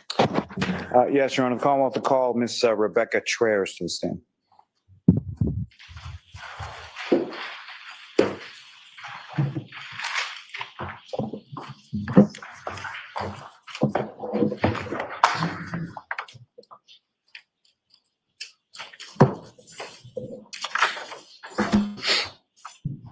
Come on, Rebecca, give us something.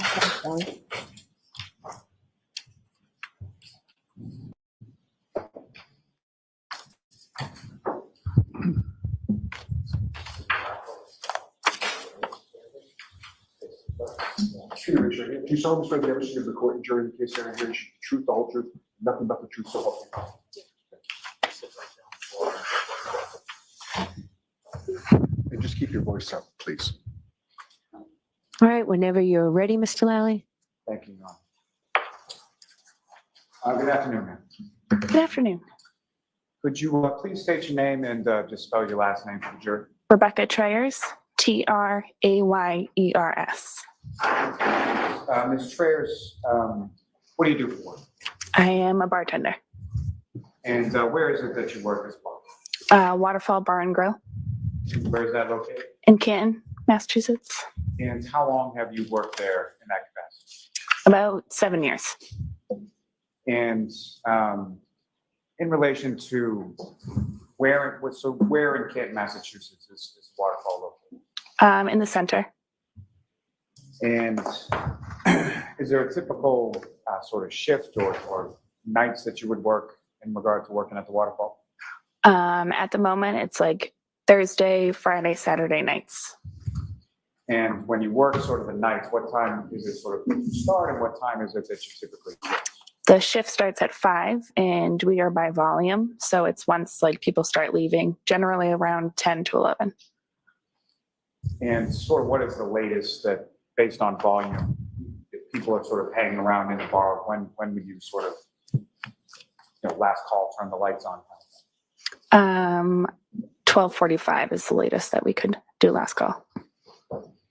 Now, during the shifts that you work, about how many people, or like what does sort of the staff look like in regard to sort of your evening shift? For upstairs, there's typically like 2 of us with a couple of food runners.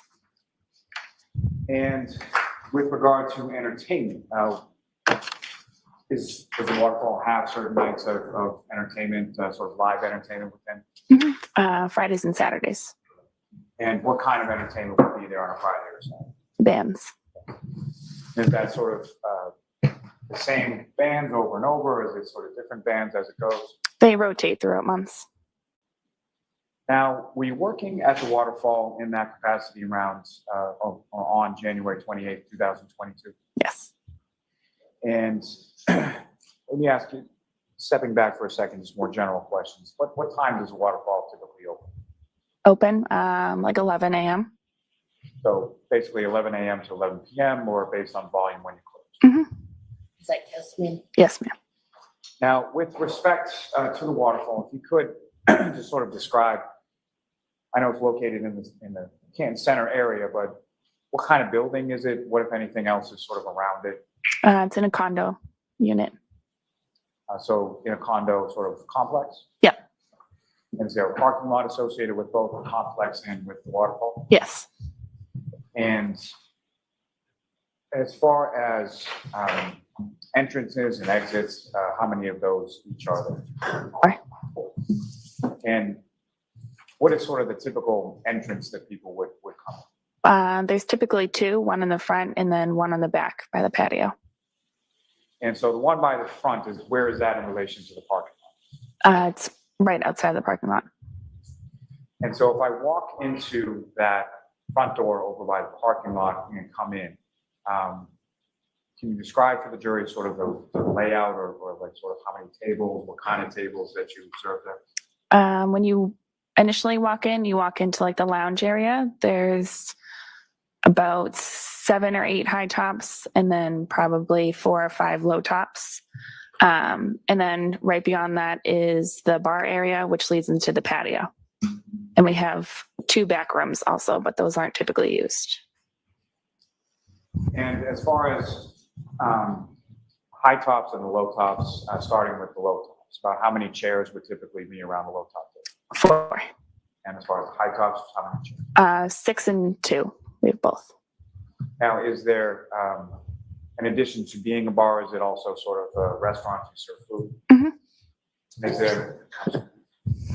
Is there sort of a, how is that staffed as far as the kitchen staff is? In the kitchen, there's typically 2 cooks at a time. It's downstairs. And maybe pretty well understood, but just as far as your duties and sort of responsibilities as a bartender, what is it that you do? I serve drinks and take food orders. Now, are there people, do you have sort of regular customers that come in on a fairly regular basis? Yes. With respect to the bar, is that sort of a full service bar? What would full service be? Full question. Let me rephrase. So you have beer and wine, is that correct? Yes. And is there sort of mixed drinks and cocktails and things of that nature as well? Yes. Now, when it comes to the glassware that the waterfall has, where does that typically, where does that come from?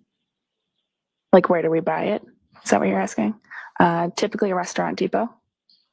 And is there like a certain type of, well, let me start back. So if you're getting something that's either a draft beer or wine cocktail, does the type of drink that you're ordering have any reflection in the type of glass you would receive? For the most part, yes. And as far as if you're, let's say, getting a non-alcoholic drink, how would that typically be served? In a pint glass. I'm sorry, what was the answer? A pint glass. Thank you. And if you were getting a mixed drink or a cocktail, how would that typically, what kind of glass would that typically be served? In like a shorter one. And the shorter sort Kinda of draw cocktail the fuck glass, out. as far as the weight of that, would that be heavier or less heavy than the pint glass? The same. And as far as the sort of thickness of that cocktail glass, would it be thicker at the bottom or thicker at the top or something? We have different short glasses, but the bottoms are typically heavier in glasses. All of this Now, testimony is about the fact that she ordered a drink in a glass. In case y'all haven't picked up on that yet. That's the significance of all this. On that particular evening of January 28, 2022, do you recall whether or not there was any sort of musical entertainment in the bar that night? There was a band. And do you recall the name of the band or what kind of music they played? No. But it was a live band, is that correct? Yep. And when a live band is performing at the waterfall, where is it in regard to the layout that you were describing that band would typically set up? When you walk into the building, it's left of the high tops. There's like a small alcove. We move tables for them. And once the band is done, what, if anything, do you do with that space once the band clears out? We put the tables back. Now,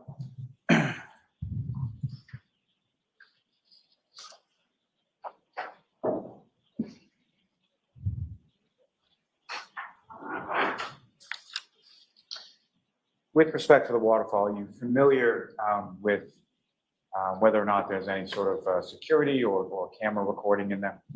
There's cameras. And as far as the cameras are concerned, you know sort of where they're situated in relation to the bar? For the most part, yes. And fair to say there's at least some interior cameras and some exterior, correct? Yes. And with regard to this specific evening of January 28th, 2022, have you had occasion to see some of that video from that particular evening? Yes. Your Honor, may I approach? Yes.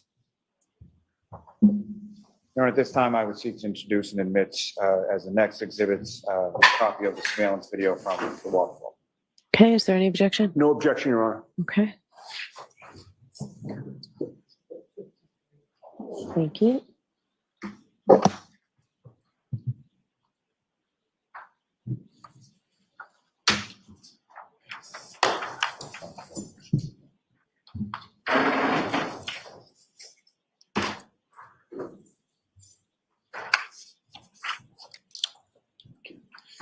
You know, with the court permission, I would ask to publish just certain small portions of that at this time.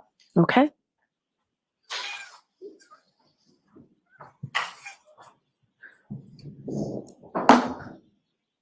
Now, Ms. Gilman, if I could ask for just the first video with the label as far as channel 1. If you could just pause right there. Now, Ms. Travis, what's up on the screen? Do you recognize generally what that is? Yes. And what are we looking at? Waterfall parking lot. And so this is the parking lot that you were referring to as sort of the front door that leads out to the parking lot for both condo place and for the bar. Yes. And the video, as far as you're aware, is date and time stamped, and those dates and times are accurate, correct? The If you date, know. yeah. Yes, Yes. thanks. Ms. Gilman, you can take that down.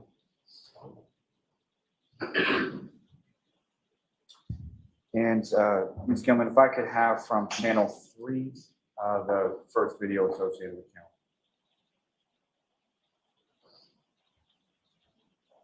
And if you could just pause. So Ms. Travis, before you, I think on that desk should be a laser pointer. Mhm. So basically all you need to do with that is just click the button on top and then point it at the screen if and when I ask or anybody asks. Okay. So again, what's up on the screen right now, do you recognize that? Yes. And what do you recognize that? The lounge area of Waterfall. And if you could, using the laser pointer, direct the jury's attention first to that area that you were speaking about where a band would normally perform. Let's find it right here. And that's where the band was that night. Yes. And the high tops and low tops, if you could, direct the jury's attention to where those would be located. So these are the 6 people ones, the 2 people, and then low tops. And as far as the bar area, or sort of where you would be situated within the establishment when you're working as a bartender, whereabouts, if you could direct the jury's attention to whereabouts. All the way back here. And sort of immediately adjacent or right in front of sort of where the bar area is, what kind of table or what, if anything, is closest to the bar? High top. Now,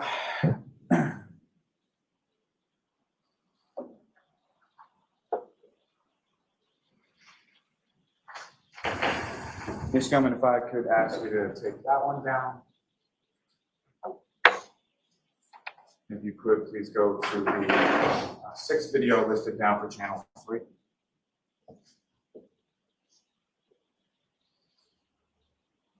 And if you could pause there for a second.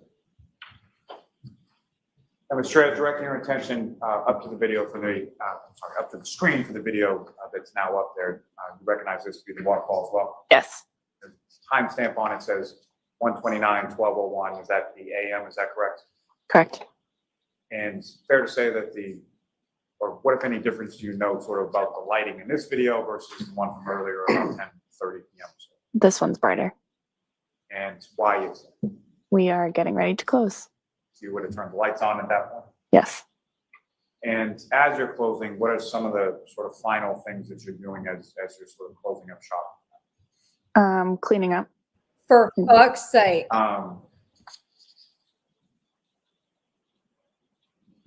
Ms. Gilman, if I could ask you to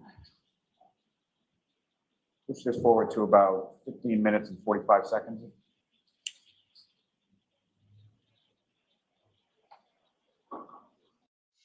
It's the playoffs. What do you see? My first championship in Houston. Charles not winning a championship. Let's try and stay positive. Oh, I'm positive he didn't win a ring. Oh my God. This point, so about 16 minutes and 8 seconds.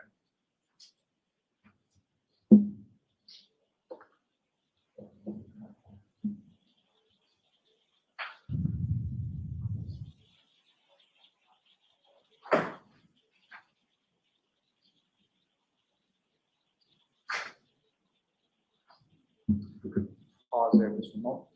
The individual sort of walking from the top of the screen down towards the bottom, towards that front door area, is that where the front door is? Yes. And if, again, if you could, just for the jury, just use them ways to direct their attention on where that front door is. Right here. You recognize who that person was? Yep. Okay. Yes. That's me. You were basically taking the trash, correct? Ms. Gilman, if you could just run it through to that 16 over.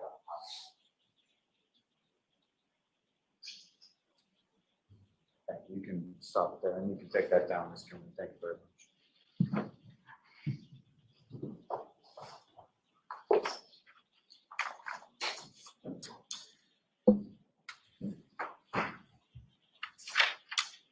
Now,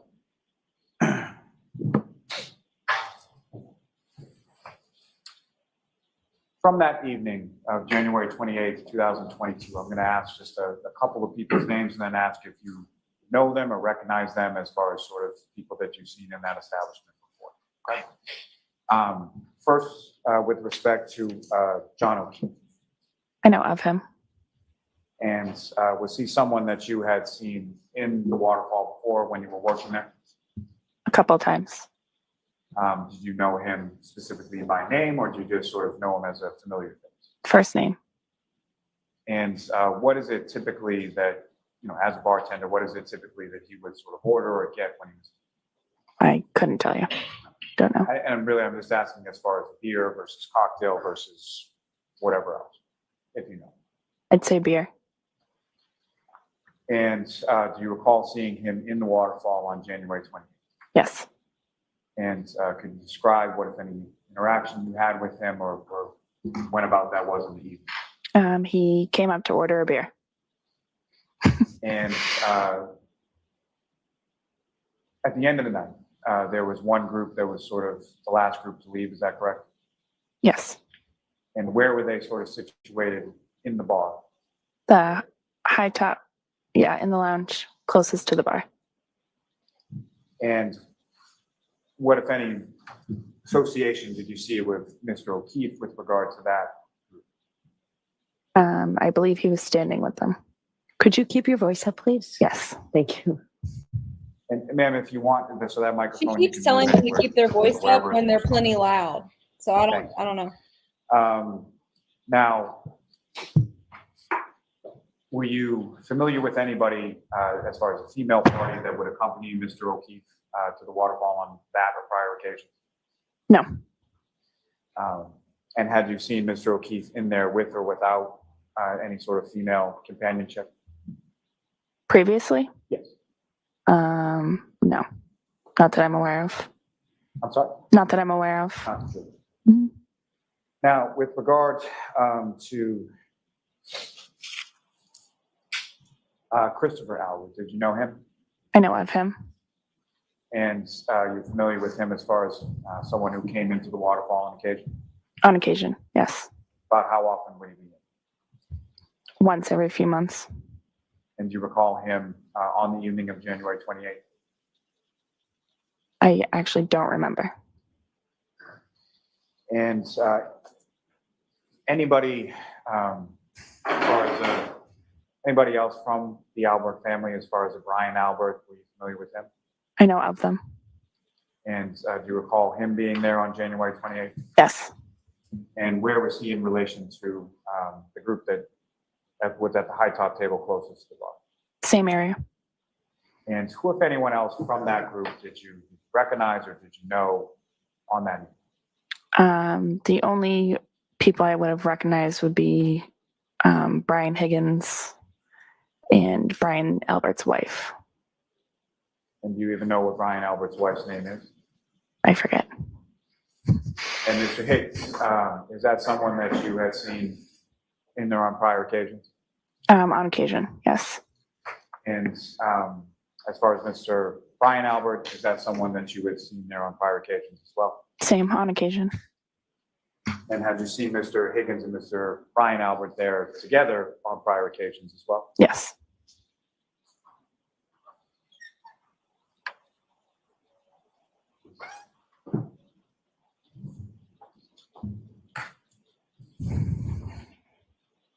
I may have just one moment. Okay.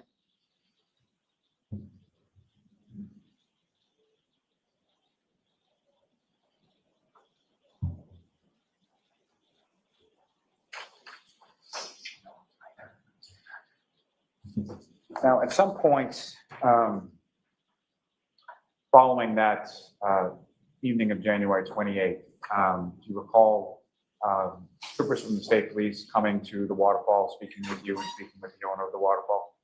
I spoke with them, not at Waterfall. And are you at least aware that they received from the establishment not only the video, but some receipts from that evening as well? Yes. And have you seen those receipts on some prior date? One. Your Honor, may I approach? Yes.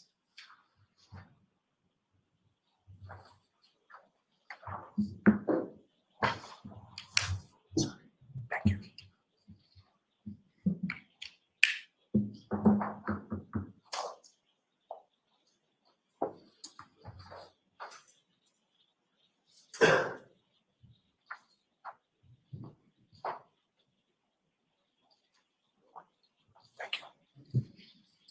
May I approach the witness room? Yes. Showing your 3-page documents, just asking general terms, do you recognize what those appear to be?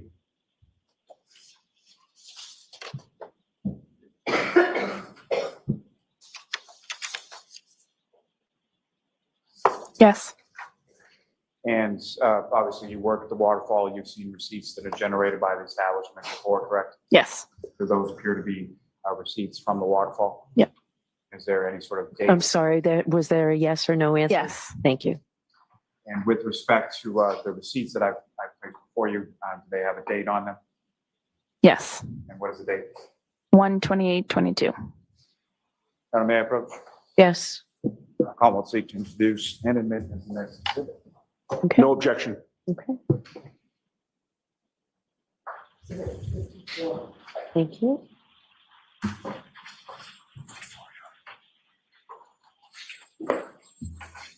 I may have one moment, Your Honor. Yes.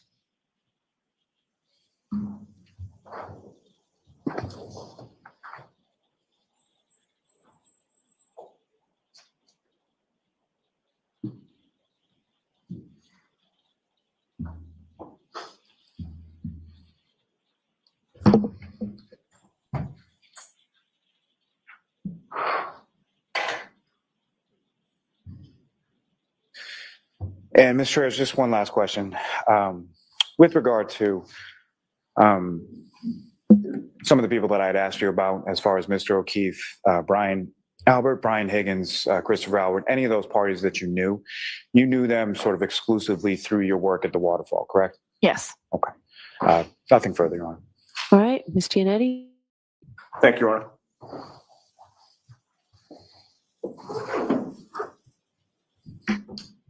Good afternoon, ma'am. Good afternoon. We've never met, correct? No. You had been a bartender at the Waterfall for how many years? About 7. And that was prior to January of 2022, or you've now been there for 7 years as of today? As of today. As of today. Prior to being a bartender at the Waterfall, did you have another bartending job somewhere else? Yes. Where was that? I've worked at a couple Objection, places. relevance, can you In get what to the towns or motherfucking cities? point? A couple in Canton. And the couple in Canton, was that immediately prior to moving to the Waterfall? Yes. All right. And we don't have to get into the names of them, but how many years were you a bartender in Canton prior to going to the Waterfall? Prior to the Waterfall, about 4. Okay. So for about the last 11 years, you've been a bartender at one establishment or another in the town of Canton, correct? Yes, Are you from Canton? I am. Did you grow up in Canton? Yes,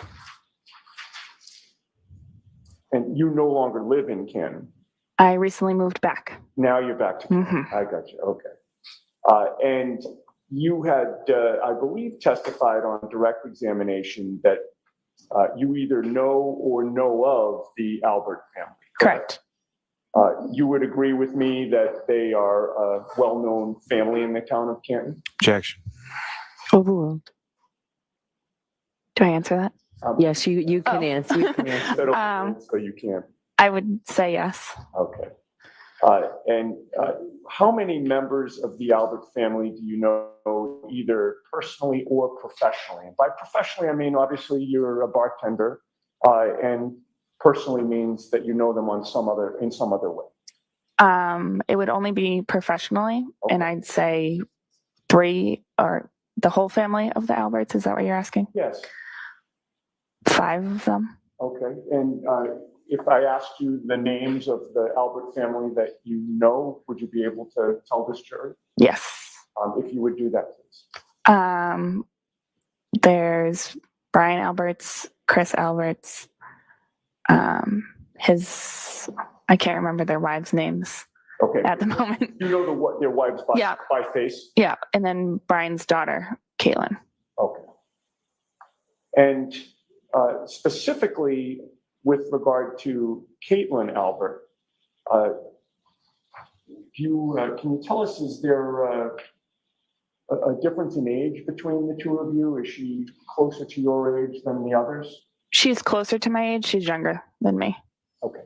Did you see Caitlin Albert at the waterfall on the night of January 28th into the 29th of 2022? Yes. You also mentioned that you had seen somebody named Brian Higgins there, correct? Correct. He was somebody that you recognized prior to that day, correct? Correct. And how did you know or come to recognize Brian Higgins? From Waterfall.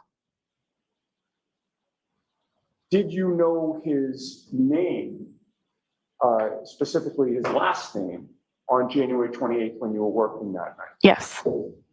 When did you learn his name, if you remember? I don't remember. At some point in the past, when you've been in the bar, debit for card some reason you knew his or a name. tab. Brian I don't know. Yes. And you had testified, I believe, on direct examination that you had seen Brian Higgins with Brian Albert at the waterfall on prior occasions. Correct. So, Ms. Gianetti, it's time for lunch. I don't imagine you'll finish in 5 minutes, right?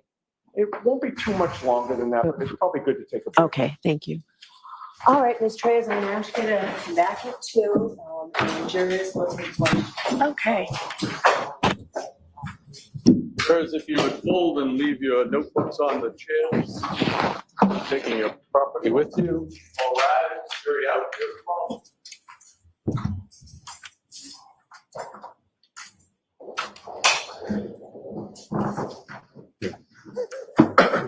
Goodbye.